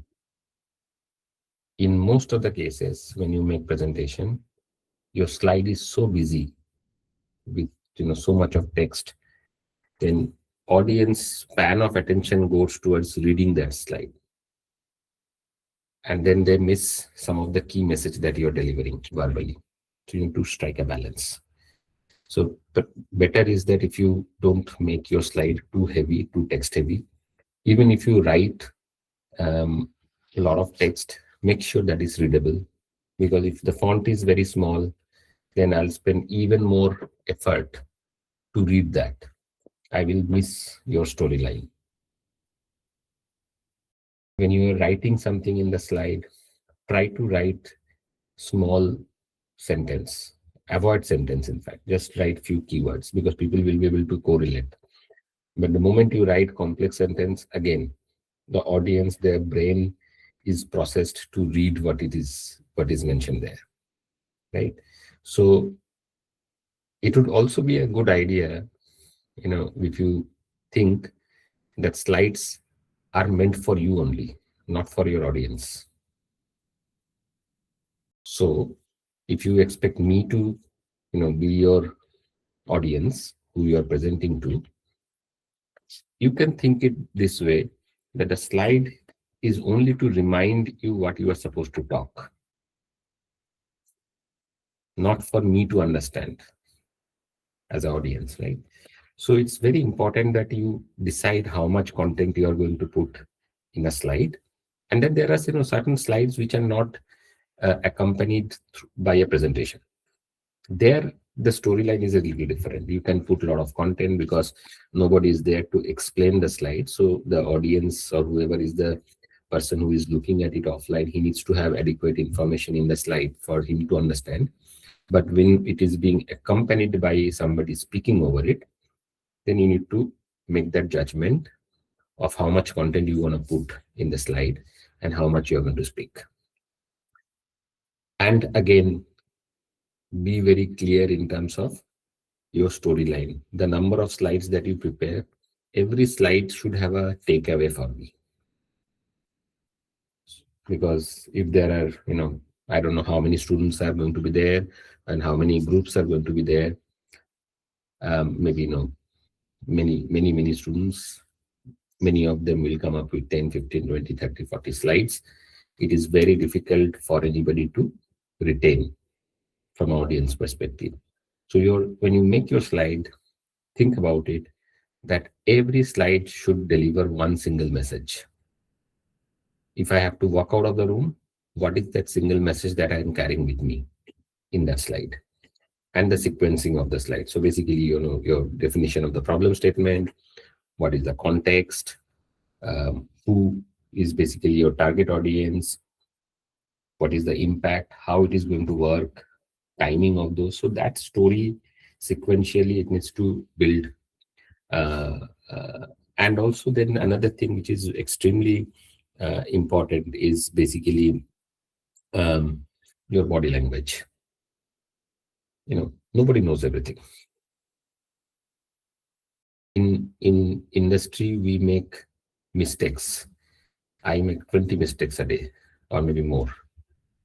And we are all pardoned for making mistakes. So don't be worried about making mistakes. And nobody is expected to answer everything.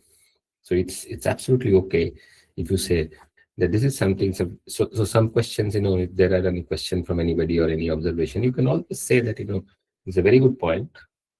We'll take a note of it. It's not necessary that you have to answer all the question. You have to have answer to all the question in the world. Absolutely not. But you accept that, feedback. You say that, okay, this is something which is very, very good feedback, very good. It will enrich the product, and you move on. Be confident and deliver your messaging. Also, it is important, how you communicate. You have to be respectful to the audience, whoever is your judge. But at the same time, it is also important that you don't be too stiff. So you have a right usage of your words, body language, gesture. So when you deliver a presentation, it's an experience that you're delivering. It's like, when you go to a restaurant and you have food. So it's not the food that you are consuming only. You are consuming an experience. That experience comes with the, the setting, the restaurant interiors, the kind of service that you're getting, along with that food, the way it is served. The presentations are also like that. It's basically a serving an experience. And for that experience, it's very important that you combine that with multiple things. You have a good product, you have a good storyline, you have nice slides. Keep the slides light and interact with the audience. If you interact with the audience, be respectful, be very formal, but at the same time, use all the weapons that you have in your hand, right? Your slides, your words, what you communicate, and your body language, gesture, and all of these things. So this basically you're delivering an experience to the audience. Be very clear about one thing: timing. Any presentation or any messaging, timing is very important. Even in industry and in profession, there are a lot of people who have spent maybe decades. They sometimes misses out with the timing. The number of minutes that you have, the number of slides that you have, you need to have that math very clearly identified. How much time you are going to speak on a particular topic. I have seen many times in our profession also that you have a fantastic message which is there in your 17th slide, but you never reach there because you spend too much time on your earlier slides, and you have very, very strong messaging which is down the line. But because you spend too much of time, you miss to deliver a very important message to your audience. So time your presentation in a proper way, deliver your key message in the beginning, and then go into detail later on. Right. So that is a better idea. If you want to spread it across all your, slide pack and presentation, that is also fine. But then in that case, don't get into too much of detail in every slide. It is also okay to come back. So if you have a flow of the presentation, you cover it through, and then at a later point in time, if you think that there is something which requires a deeper dive, or a question needs to be answered, you can always come back and explain that in detail. Right. So this is important. And the final point which I would like to mention is listening. If there is any question, listen it carefully before answering.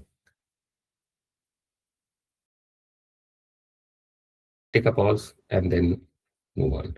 So that's it. That's from my side. I of course would be happy to take any questions if you have any. Otherwise, wish you all excellent future. All the best. Thank you so much, sir. I was also learning from you how to present something. Well, I have a few questions. So the students are saying, should we focus more on the problems or the solutions while presenting? I think your deliverable is a solution in the as part of your exercise, but you need to understand the problem also. So contextualize your solution, but in context to a problem. So to answer your question, you should focus on the solution, but you should also demonstrate that you have understood the problem, and you have understood the problem and its context. What is the problem? See, again, so in many cases, we will see that you find out a solution and then you start looking for a problem. Try to retrofit. That shouldn't work. So your solution should be based on the fundamental of the problem statement, the context of the problem, timing, etc. So you have to have a very solid understanding of the problem statement, but your explanation more should be on the solution side. So yeah, okay, there's one question from my side for the participants. Like, for if in a situation, if team handles a difference of opinion during the coding round, so how can they manage? How will they resolve? What is the solution for it? Sorry, is that question for me? Yes. So can you come again? How should team handle difference of opinion during the coding or coding challenge? Right. I think it's good. I mean, if there is a team where there are different point of views, it is also good to transparently share with the audience that there we have more than one approach, which is fantastic actually, and that is the strength of of a team. Otherwise, I can do it alone. If I have only a unidirectional view which I bring, then I don't need to have a team. If I work in a team, and then there are different perspective which is brought in, there are different solution to a single problem, that is enriching, certainly. So which essentially means that you can bring more than one variant of the solution depending on sub-segment. So you basically if you see some of the car manufacturers like Maruti and Hyundai's and all, they have a lot of variants because they have done micro segmentation of the customers. So which means that in the same car based model, you have a lot of different solutions, which is great. So I don't think having two different opinion and point of view at the time of coding is bad. It is just two different branch of your code, which is for two different product line. This is very, very common in the industry. So you have a base product, and that product will have a lot of different variants, and this is very common. So, anybody else have any query? So one of them replied on your solution. He said most of the time it happens in the designing part, not the code logic. Yes. So hi Ashra, sorry to interrupt you in between. Yes. Good morning, sir. Bhaskar sir, this side Preeti. So I was listening your talk and really it was really motivated. So even though have already conducted the zonal round and we were there during the judges panel also, and we have faced like some of the teams, they have faced such kind of problems. So I'm just asking you, like, what will be the solution for them? So maybe this question will help the teams, those who are listening. So maybe during the nationals it will help them. So how that these students respond when judges ask them like what is the future scope of their developed product, even though they are at a very early stage, right? So what type of answer they have to give? If you can guide them, it will be really helpful for them. So I think future scope you need to anyway put, because there is nothing called point in time solution. So that's what I mentioned earlier also. So when you identify a solution for a problem statement in a context of a industry segment, whether it is for the urban, rural, for tech, non-tech, etc., you need to also give a roadmap. I mean, that is definitely, because otherwise, if it is a point in time solution which is valid only for today, then it has no relevance. Because if you are building a tech needs to have a sustainability for 3 to 5 years. So that roadmap you need to bring in. So that is the reason when you are talking about the solution, I referred to this, that you need to also understand the problem and the industry context. So it is very, very important. And I am pretty sure, and Dr. Preeti, as you very rightly said, this is a question which will come and should come from the judges. Correct. That what is the future of your product? You have built something which is very small, but which is fine. But you need to have a roadmap that, okay, this problem is the context of this problem. Okay, so today, let's say there is a, you identify, let's say, a AI-enabled camera to detect the number of cars in a particular area, crossing in the area. So that is a problem solution that you have built. But where this can be used, so for example, which I can use to count the number of cars passing through a crossing, different time of the day, different, for 365 days, to generate analytical insight for the policymakers to build new roads, or maybe build a flyover or underpass, etc. So there is a future of that solution which needs to be there, where it can be used and how. That is must. That is absolutely must. Thank you, sir. I think it will help the student really well. Over to you, Asha. And I would suggest that before you go for this presentation, pause a little bit. The solution that you have built, assume that the solution that you have built is great. Just think that where it can be 3 years down the line, that solution. It is simple. In your mind, it should be there. Okay, this is the solution that I have built. This is the problem statement I have been given. How can I expand that problem statement? How can the problem be a bit larger and bigger? So one thing which is very important, and I would like to also tell you, there's a little bit of difference in terms of academic research and the industry practical research. Academic research is generally focusing on very narrow problem because you have to solve a particular problem. In industry, isolated problem or solution has no value. It needs to integrate with the circumstances. So if you build one particular piece of software for a company, then there are 30 other products which are there being used. How it is going to integrate and interface with them, That is more important rather than the product itself. Similarly, in the society also, point solution, which is basically very narrow, those are not sustainable. It doesn't work.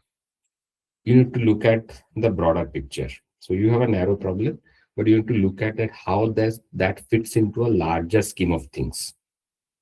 Because none of these software, products, IT systems can operate standalone.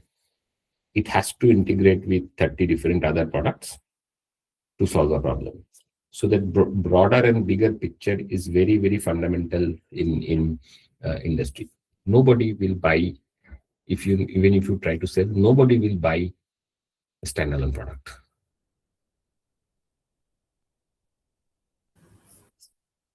Right? Yeah. So, sir, one more query I've received. So, the student is asking how to research and add more creative features to our solution. So, the student is saying how to research and add more creative features to our solution. So, how do they follow up with the research part? If Right. they So see.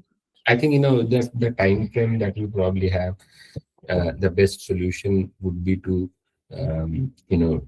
do some Googling. You can search there and try to find out, similar type of problem. Right. And be a little innovative in defining new solution, a new problem statement, sorry.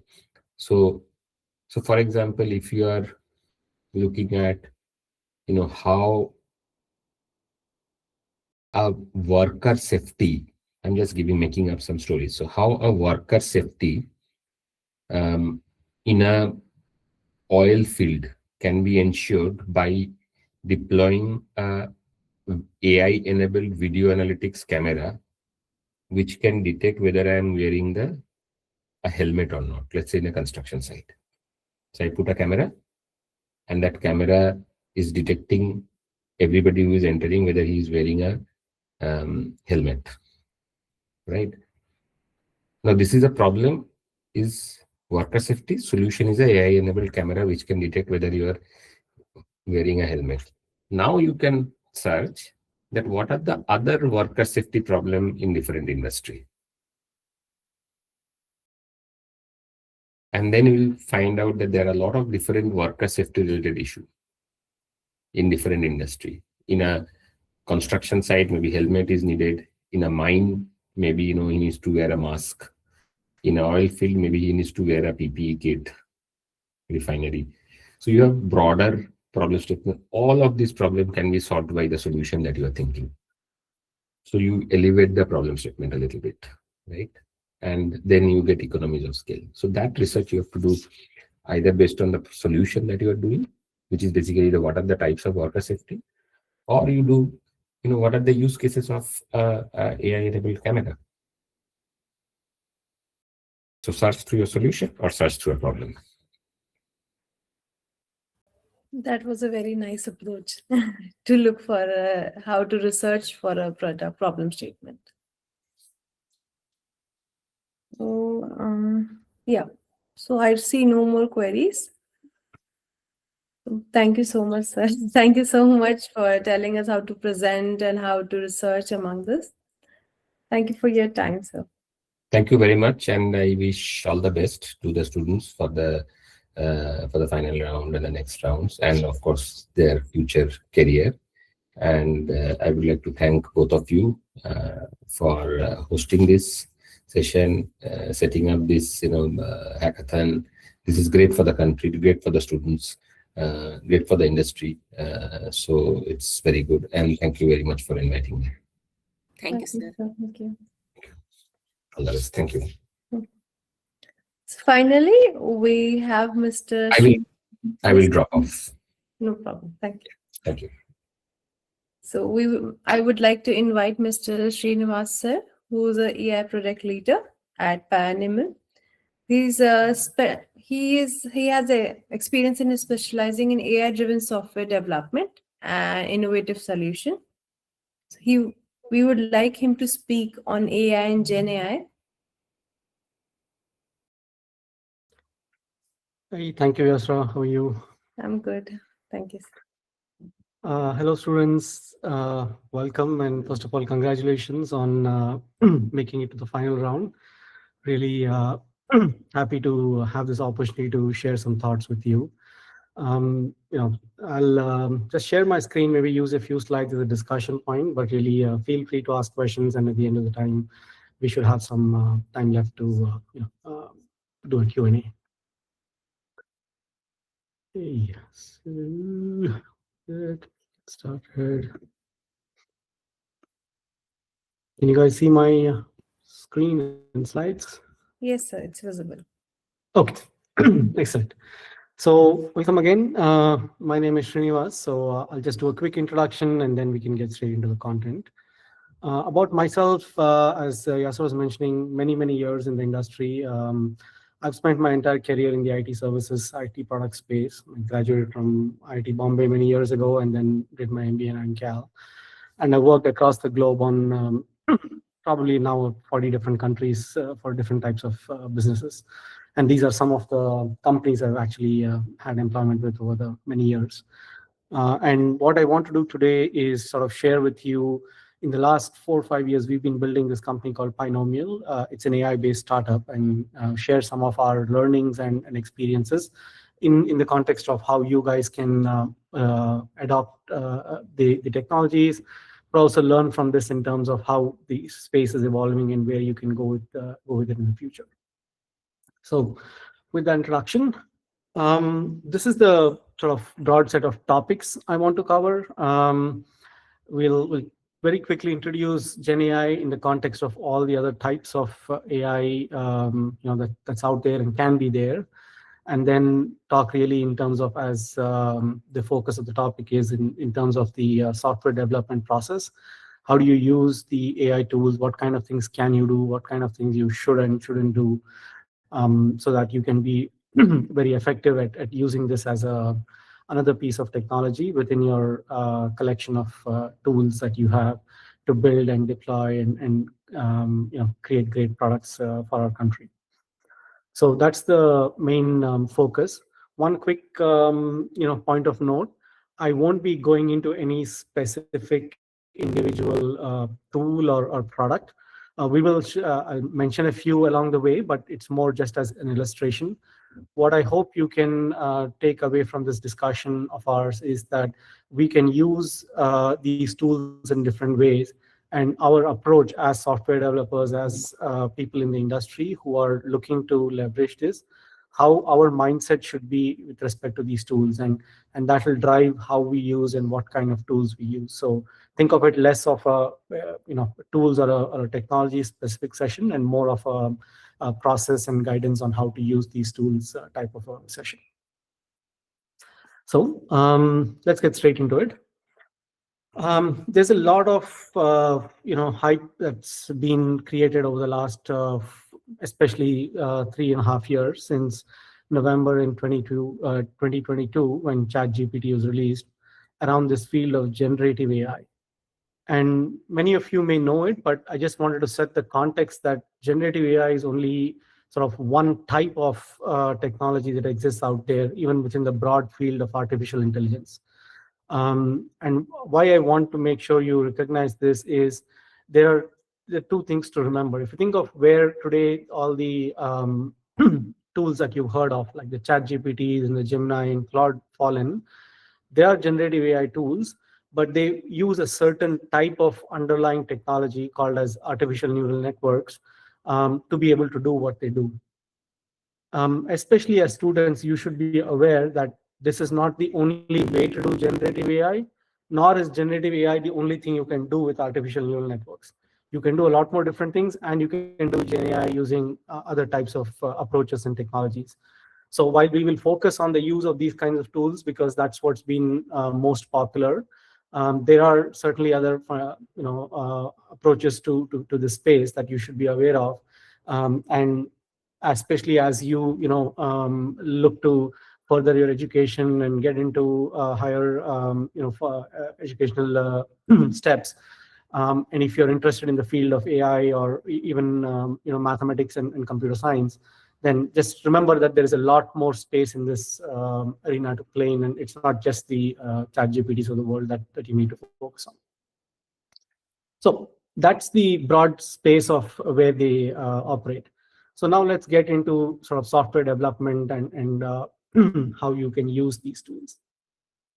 Now, when we think of software development in the industry, and some of you may have heard of terms like agile development methodology and waterfall and other kinds of ways of developing software.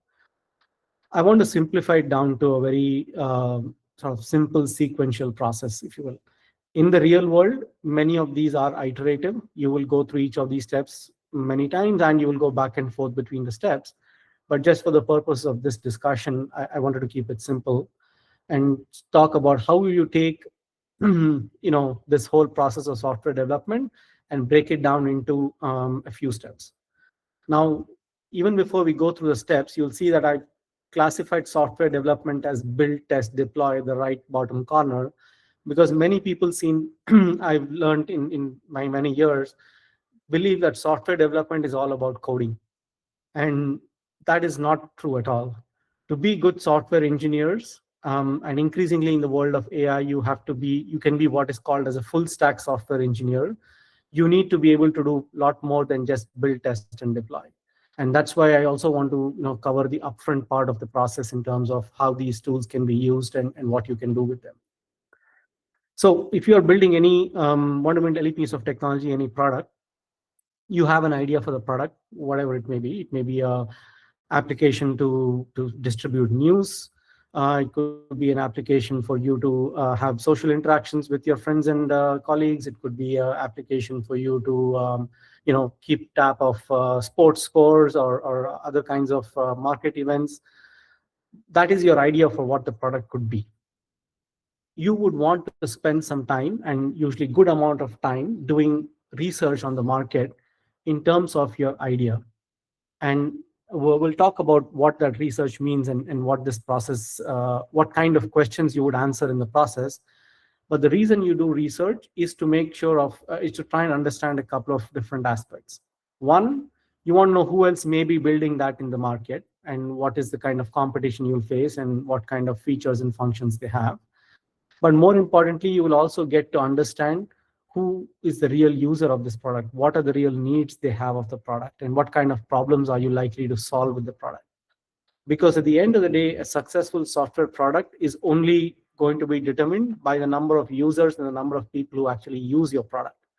You could have the slickest and the most fanciest product, but if you don't have users because they can't use it to solve their problems, then the product is not successful. So don't discount the need to do upfront research around the idea that you have. You may think that getting cricket scores on an instant is like the biggest need, but really, are there other people who are doing it? And is that really the biggest problem that somebody out in the market has? You'll only know that if you do proper research. Once you do the research, you'll want to identify, I'll call them high-level requirements in terms of certain aspects of what this product should do, shouldn't do, what it can do, where restrictions you will have on it, or what kind of features and functions you'll build into it. And those define at a high level your scope of the product and the software development exercise from a build, test, deploy that you'll do. And more often than not, you will have ideas to have a lot of stuff, and you'll likely not be able to build all of it in one go. So you'll have to go through it in a certain set of phases and iterations. So you will build product requirements documents, which are fairly detailed documents that talk about how the software should work, what it will look like, what kind of screens you will have, what buttons you'll have, what will happen when you click those buttons, and so on and so forth. Like a lot of detail about the product. And you'll see that everything that I've said so far is all largely any language that you want to use, English, Hindi, Tamil or Kannada, doesn't matter. This process of going from idea through to product requirements document is not software language dependent. And you have to go through this exercise to make sure that the product you're going to build on the right end is actually something that folks will use and has a lot of benefit for the market. And then comes the what I would call the next step, which is the software development here. from a technical perspective, which is around building and testing and deploying. It's writing the code and you verify it and then you deploy it and then you iterate through that process as you go back and forth. And we'll talk about that in a second. So remember that this is the sort of, I call it the full spectrum of software development from ideas to implementation, and don't discount the value and the importance of doing a great job upfront. And that upfront job really doesn't even require you to have deep technical skill in terms of coding. In fact, if you have a good understanding of the problem you're solving, you can do a very good job of the upfront piece, and that's a very important part of the whole life cycle of development.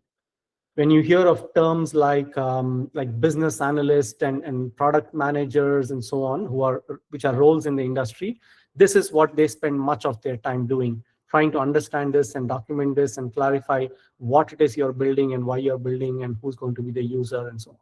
So that's the context of sharing this end-to-end cycle with you. Now, where does Gen AI play into this, or the AI tools play into this? You can use them really for all parts of this life cycle, including the software deployment we'll come to. But in the upfront pieces of idea through to product requirements, you can use these language models to get some pretty good answers.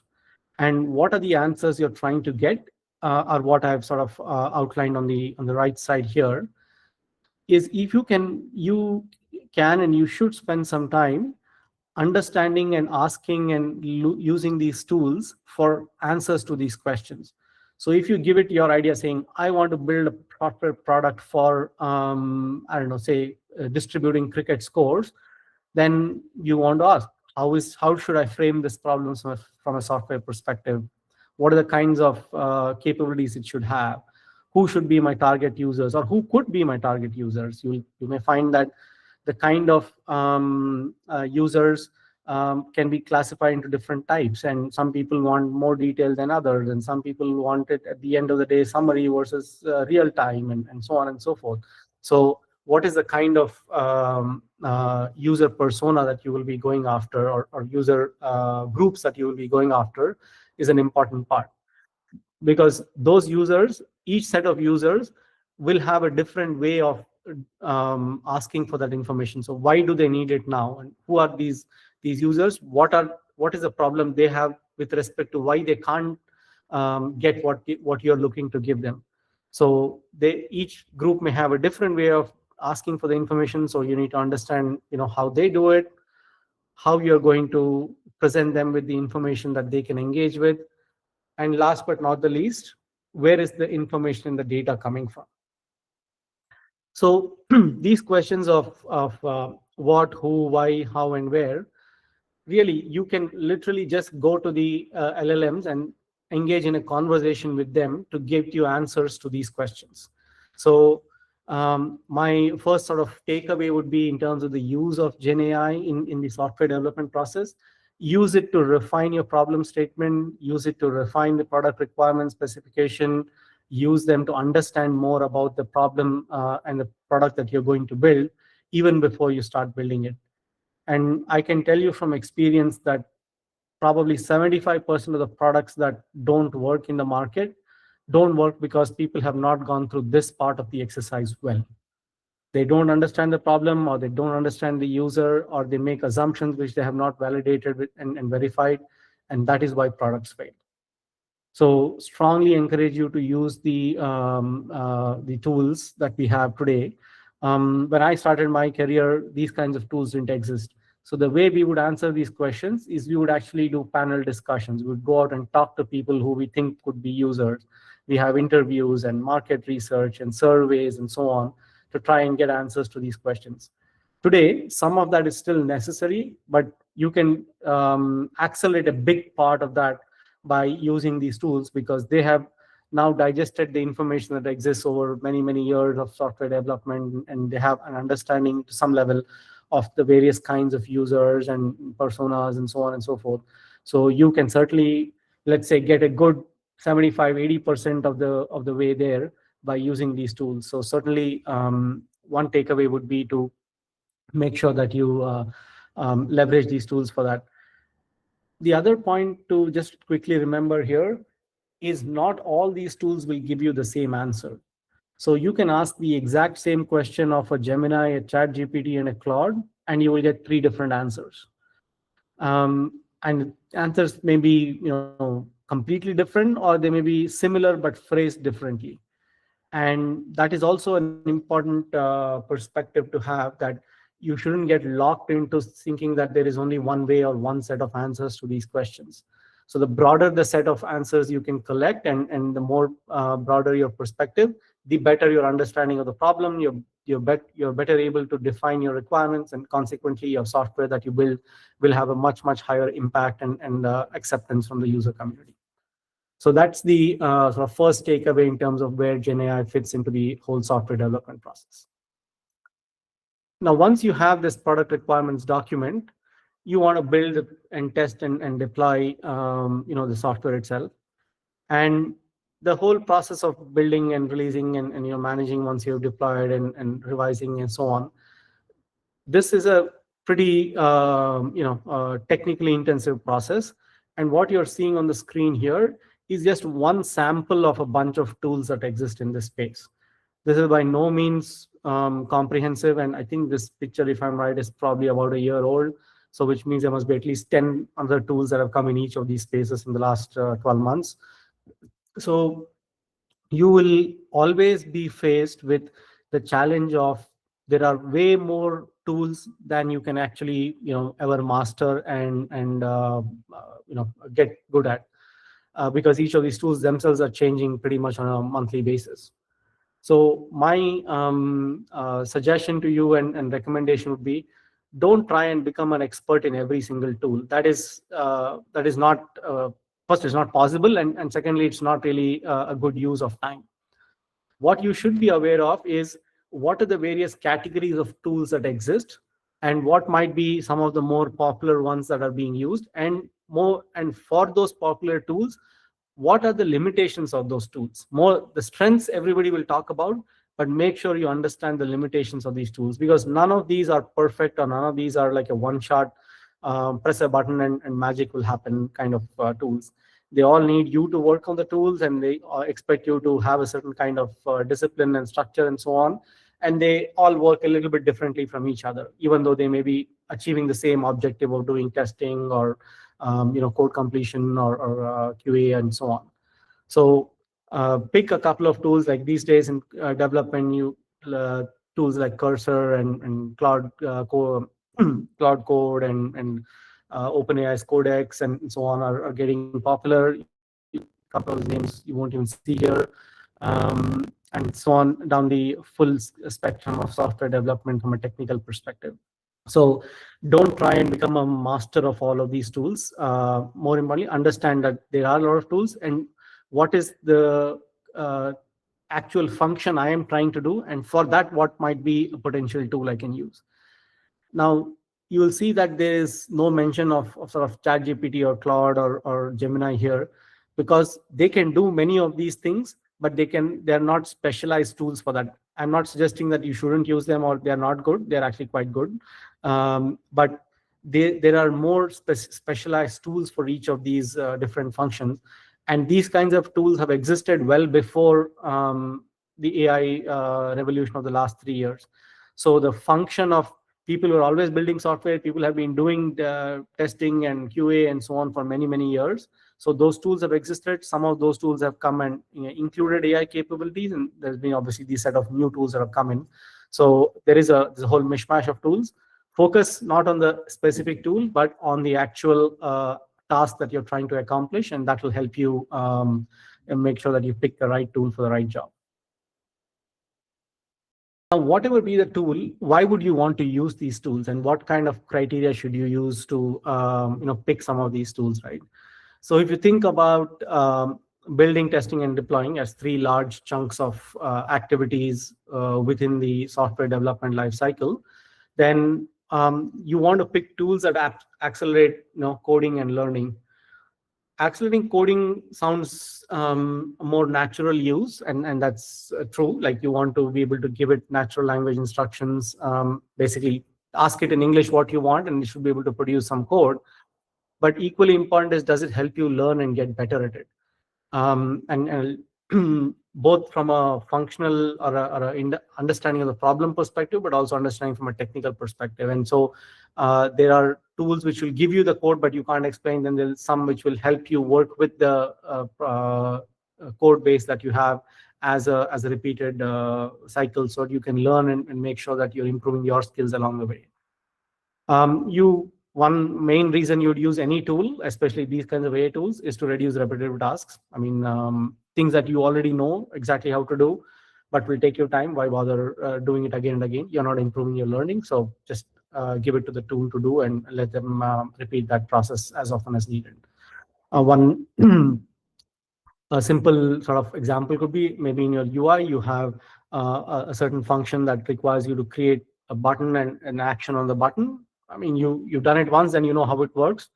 Anytime you need a button, just go and ask the tool to create that code for you. You're not learning anything new by writing it by hand every time. But there will be times when it's useful for you to write purely from hand and not use AI. And so remember that that possibility exists. And last but not the least, because they have actually built and digested a lot of code bases over many years, the first if you've never done software coding before, then you would see that the quality of code that they produce can be quite good. So as a beginner and as a, let's say, medium level practitioner, you can use it to improve your code quality. If you're already an absolute top programmer in whichever language of choice, you may find that sometimes the quality of the code they produce is not as good as what you can produce. So don't believe that they are always better than you. In many cases, they may not. Especially if it's unique stuff that you're building, then they may not be able to keep up to you in terms of the quality that they produce. So that's one part of the cycle. Testing is a very unfortunately under appreciated area of the whole software development life cycle. And most people are not good at testing, in my experience over 30 years, because they don't generate the broad range of test cases and edge cases that are required to make sure that your product doesn't fail when it goes out into the market. And this is one area which I strongly believe that there's a lot of potential for us to improve the quality of our development by using these AI tools, Gen AI tools, to generate test cases, identify edge cases, look at exception scenarios, and make sure that we can catch them earlier.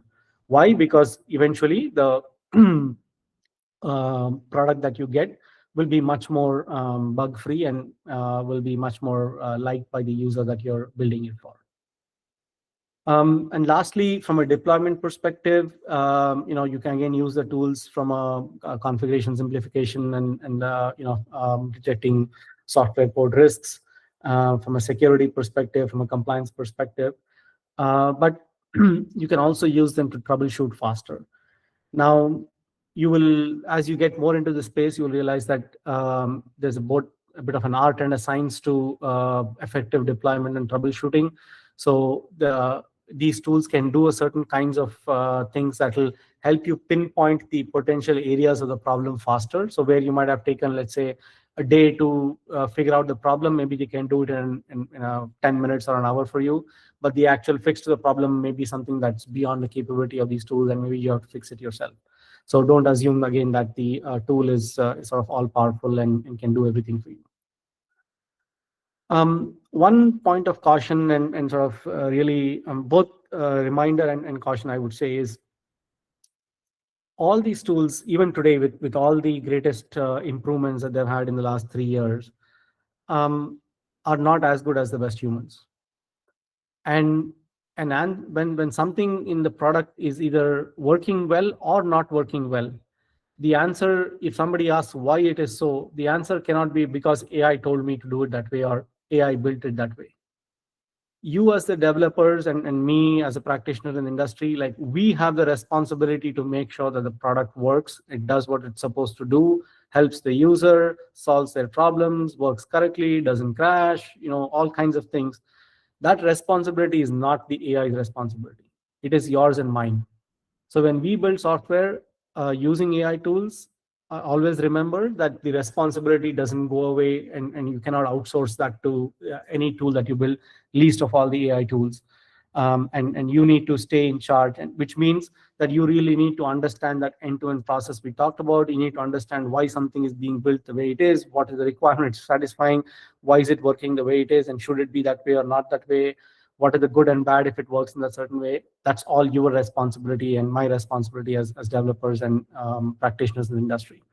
So that's an important reminder to not let these tools overtake and be bigger than what they're supposed to be. So if that's the case, then what can you do and what shouldn't you do with these AI tools, right? So as I said, you own the process. These tools are very, very good at creating lots of different options and sort of possibilities and suggestions and so on. But the output that they produce is something you have to validate. So you absolutely should own the process, you validate the output. And I'm not talking only of the software code output. I am talking even upfront in the cycle when it is suggesting that a certain feature may be required or that a user is a potential customer for you and so on. Validate that. Like, think about, does it make sense that the AI is telling me what it's telling me?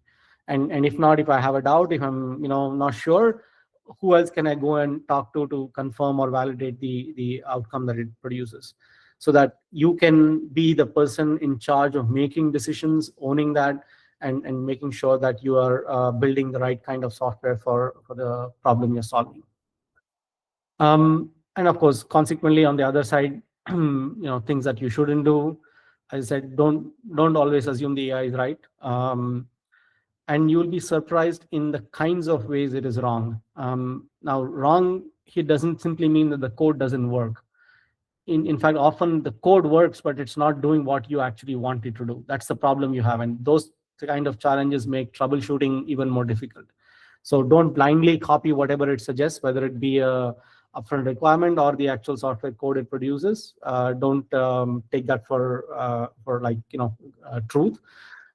It's pretty good, and they're getting better every day, but the responsibility is always with you and me as users of these tools to be able to make sure that they deliver the kind of output that we want. For those of you who may be following some leaders in this space, the many practitioners in the AI space, one of those guys, his name is Andre Karpathy, based in the US. I was one of the guys who used to be at Tesla and then at OpenAI for a while and so on.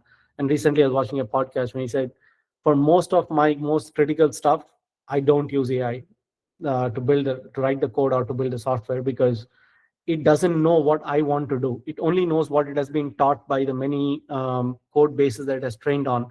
But if I'm building something truly, truly unique, then that part of the work that is truly unique, only I can build, and I have to build it by hand.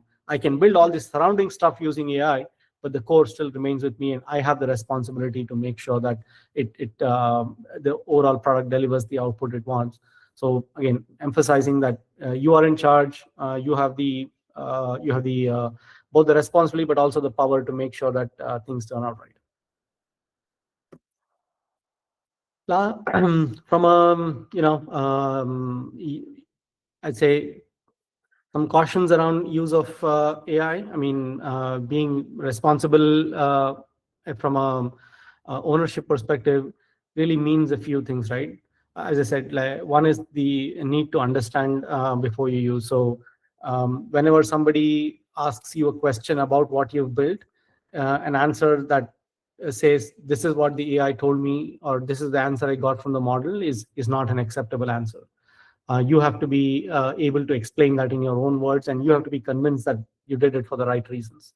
So make sure that that's one aspect of being responsible with the use of AI, and not having that blind faith in what it produces.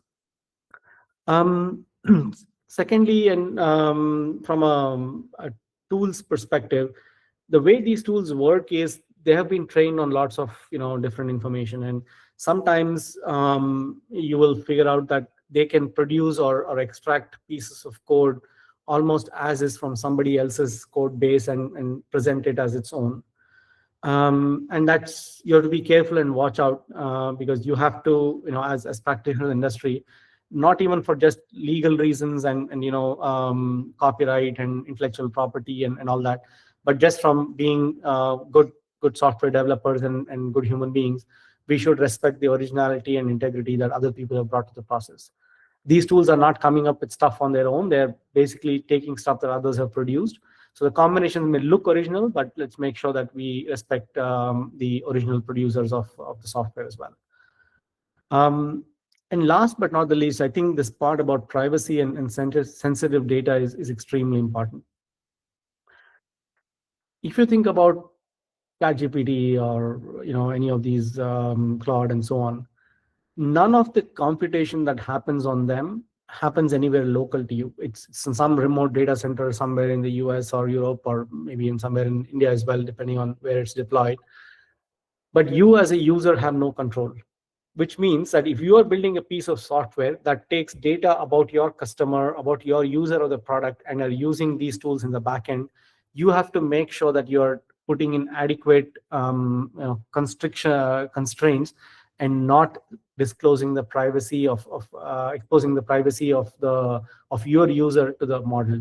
And certainly sensitive data is a strict no-no. And what is sensitive data? People's email addresses and phone numbers and date of birth and their house addresses and all kinds of things. You should never be looking to send it as is to the model and do computation on it or ask it to produce different types of interpretations. Largely because in today's world, especially over the last 15 years, we've seen such a big increase in cyber attacks. It's my view that it's only a matter of time, either this year or next year, that you're going to hear about one or more of these LLMs being hacked and them leaking data. So you have a responsibility, and I have a responsibility when we build good software to make sure that our users are not exposed to those risks, and we protect and preserve their data appropriately. So again, what does all that mean? Comes back to you. Like, the software is, the AI is a tool. It can help you do things faster, but you as the developer always have the responsibility and the ownership to make sure that it gets built right. So remember that you're sort of the person in charge at all times. So last slide before we go to Q&A. I think I'm going to keep re-emphasizing this. AI is a tool, and AI will not win the hackathon. I know you guys have gone through 2 rounds of selection, and it's all because of your hard work. So congratulations on that. But even further in both this round and more importantly, as you go out into the further use of these tools, both in your school and then later on as you get into higher education and into the workforce, no technology by itself is going to win anything or going to do anything for you. You and collection of your colleagues and your team members are what will actually make things happen. But you can get an edge over everybody else if you're smart in using what these tools can do for you.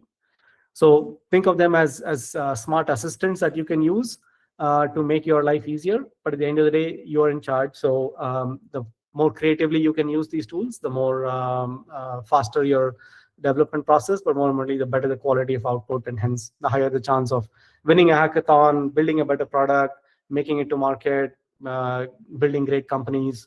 All of that works through people, and you guys are in charge. So all power to you. I really happy for all of you to produce great kinds of outputs, and I think our country is going to make a big difference in the years ahead in the world of software. So we're looking for the next Microsofts and the Googles to come out of India, and I'm sure some of you will be a part of that.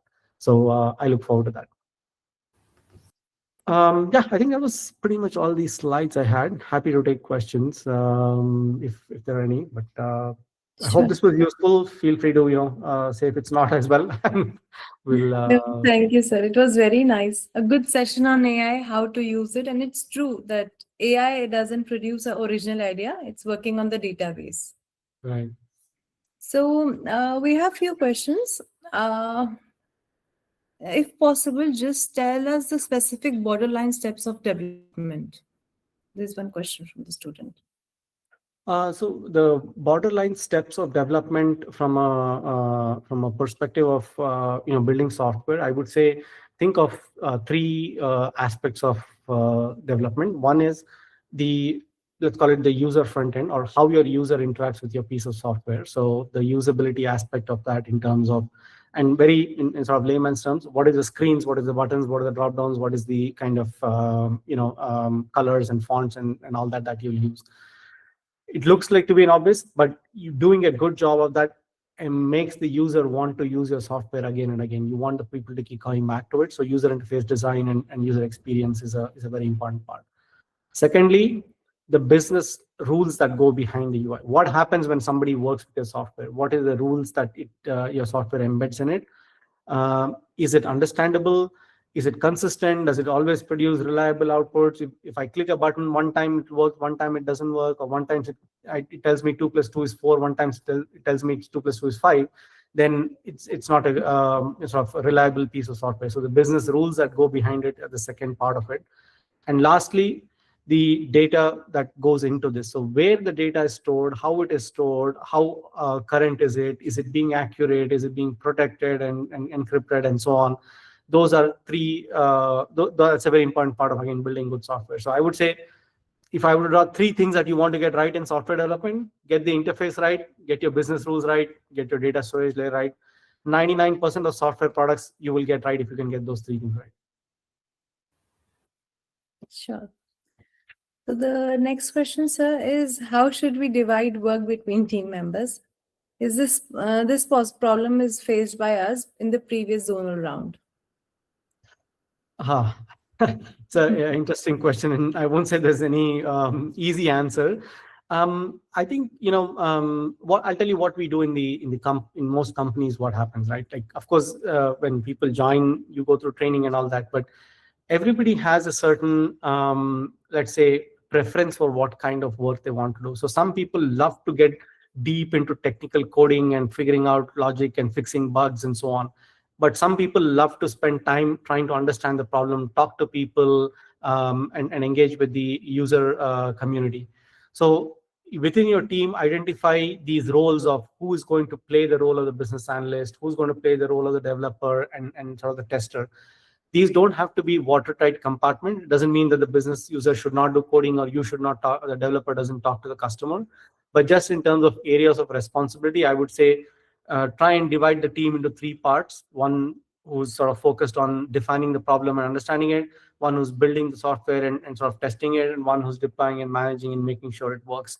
So if you broadly divide your team into these responsibilities, then likely you will have the ability to focus on that and do a good job of that. And of course, you should still have cross-team collaboration for success. But that's how things are done in the real world as well. So you'll get a flavor of how work happens in companies. Great thought, sir. How even I don't have a perfect answer for this, but I got some glimpse. Well, the next one is how to ideate using AI. Is it safe to use AI for ideation? It is pretty safe to use AI for ideation as long as you're not uploading any proprietary or sort of confidential information. Now, I'll say in the context of hackathons and stuff, that's less of a worry. I would say use as much AI as possible for ideation and so on from a hackathon perspective. But remember that when you're going to, many years from now, when you start going into the workforce, you will have company documents and stuff and sort of proprietary information that you may not want to actually upload. And so there'll be some restrictions on what you can do in ideation space in that. But as far as now, I would say the more you use it, the better. Like, in fact, one advantage you have over people who are in the industry is you are not constrained by the thinking that they have. They've already seen something and they're sort of closed mindset by what they have. You don't know, and that's your advantage that you don't know. Go free, like go and pick any idea that the LLM gives you and see if it makes sense. But as I said, whatever it comes back, make sure you feel comfortable, you understand it, and you can explain it. Don't accept what it says as being right because and ChatGPT said it doesn't mean it's right. Of course, sir. There are so many questions for you. Sorry, I'm asking again and again. So the next question is, during the hackathon, what is the smartest way to use AI so that we can build a better prototype in the limited time? So follow the I would say follow that the steps I said from ideation to software development. Make sure you don't skip a step. And what I mean by that is I have seen that you have an idea and then you sort of loosely define, you think who the user is and so on, and then you start building software. Whereas if you take the time to actually put some level of detail around your product requirements by saying this is the product I'm building, then the very first iteration of code that you produce, whether you produce it from an AI LLM or you write it yourself, will have a much higher level of success. So you will see from experience, as you do more and more of this, that your time is spent largely in iterating through wrong variations and correcting and fixing bugs and solving things. And the reason that happens is you don't spend enough time upfront. So if you have, I don't know, let's say half a day or 4 hours to build a final product, spend at least an hour and a half not writing code, but defining the stuff. Then spend an hour and a half writing code and the last hour fine tuning and cleaning it up and make it ready for presentation. So don't skip that hour and a half. Don't make that 15 minutes and spend 2.5 hours writing code. You will spend 3.5 hours writing code and it won't be correct because you didn't understand it upfront first. Yes. So the last question for you, sir, is can AI help us test or debug the prototype faster during hackathon?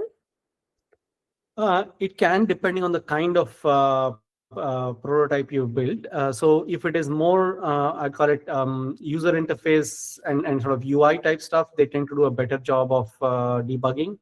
If you're building backend business logic code, then they may be a little less helpful because they don't know or may not understand the context. In this also, again, if you spend the time sort of explaining the intended objective of it upfront and it is created the code, then they are much better at helping you debugging. So they are useful more in certain areas and less in certain areas. Okay. So thank you so much, sir. My pleasure. Multiple questions I've asked you. I'm really sorry. No, all good. No, thank you for the opportunity. But more importantly, again, I wanted to congratulate everybody who's made it to this round. All the best. As I said, I'm sure you'll all do well. We look forward to the fantastic kind of products that you'll build, both at the hackathon. But after my career of so many years, I look forward to what you'll do in the many years ahead and produce great products for the country. So congratulations again, and thank you. Thank you so much. Thank you for explaining them well. Thank Cheers. you. So I'll drop off. Sure.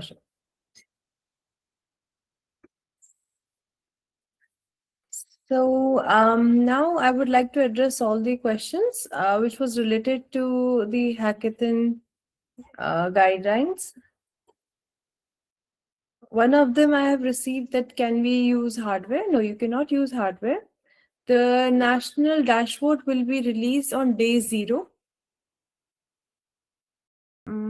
Any other queries you have, you can ask me.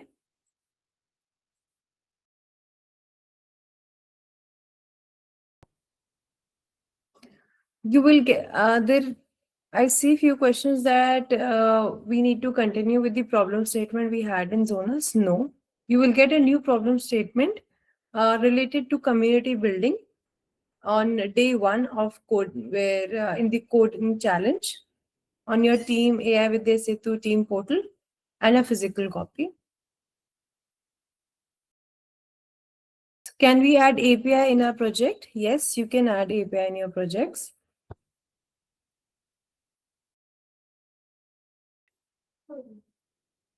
Will the problems be similar to zonals? You will get a problem statement which will be around a community building and theme based, such as waste management, healthcare, smart cities.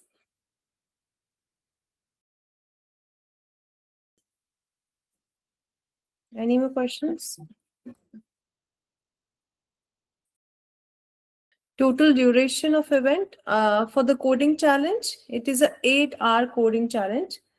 And on day 2, if you get the top 12 teams who will be presenting, per team there are 12 minutes. When and how can we generate an ID card for the nationals? It's available. When you open your team portal, there is a button as generate team ID card for each of the participant and mentor.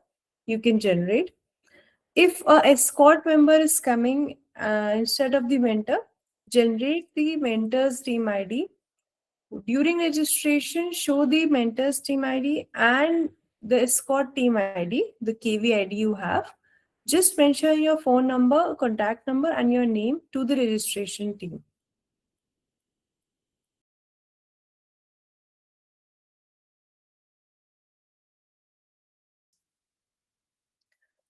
Related to your accommodation, the KV will connect with you.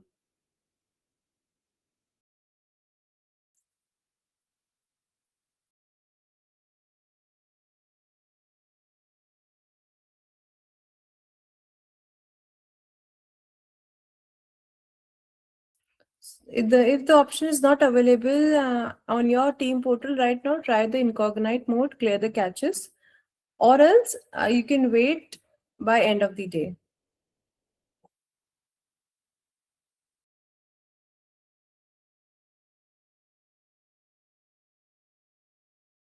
There is a question, national final coding round should be 48 hours. No, it's 8-hour coding round.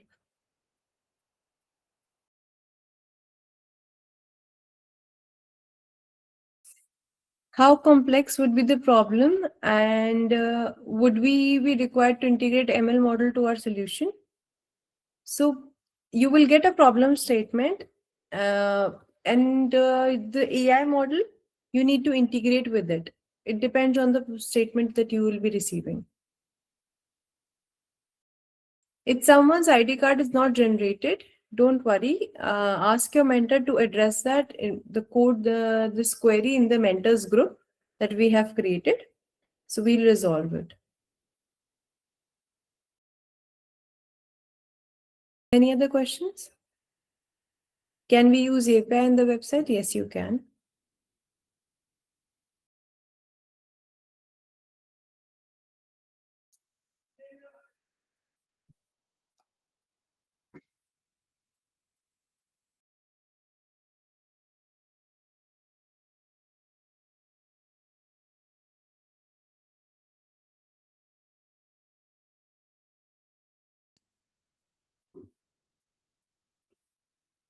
For ideation, AI is allowed.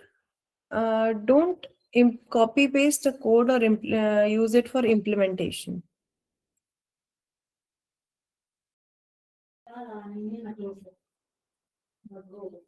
Can app development or web development, which has higher potential for hackathon? It solely depends on you. We are not restricting you to be till web or app.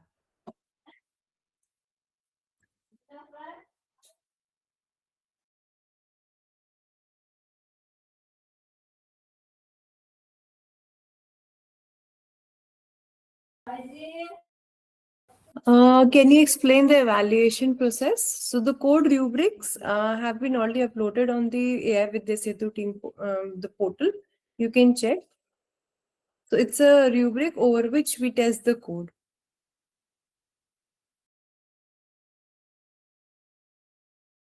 You have to generate a new ID card for the nationals. The ID card will not be same as of zonals.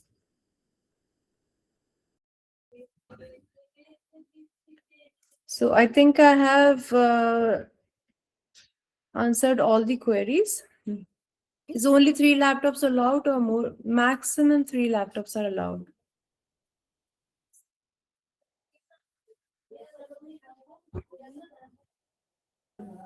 Problem statements will be given on the spot, yes, at 9 o'clock. So please be on time. We will start by 9 o'clock. By between 8:30 to 9 o'clock, you have to be in the coding area. Mentors are not allowed in the coding area. Only participants team will be there.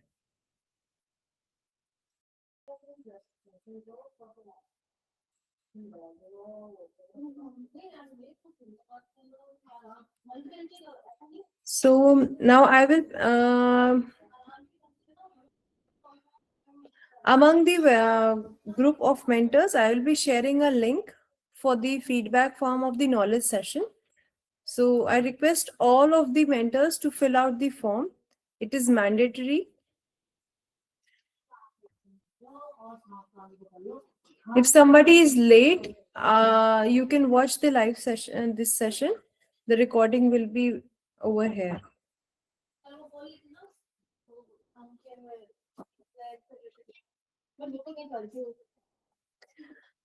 There is a question that can we bring only one laptop? You can bring only one laptop, but for 8-hour long hackathon, all 5 members cannot work on one laptop. It is recommended to bring more laptop, maximum 3.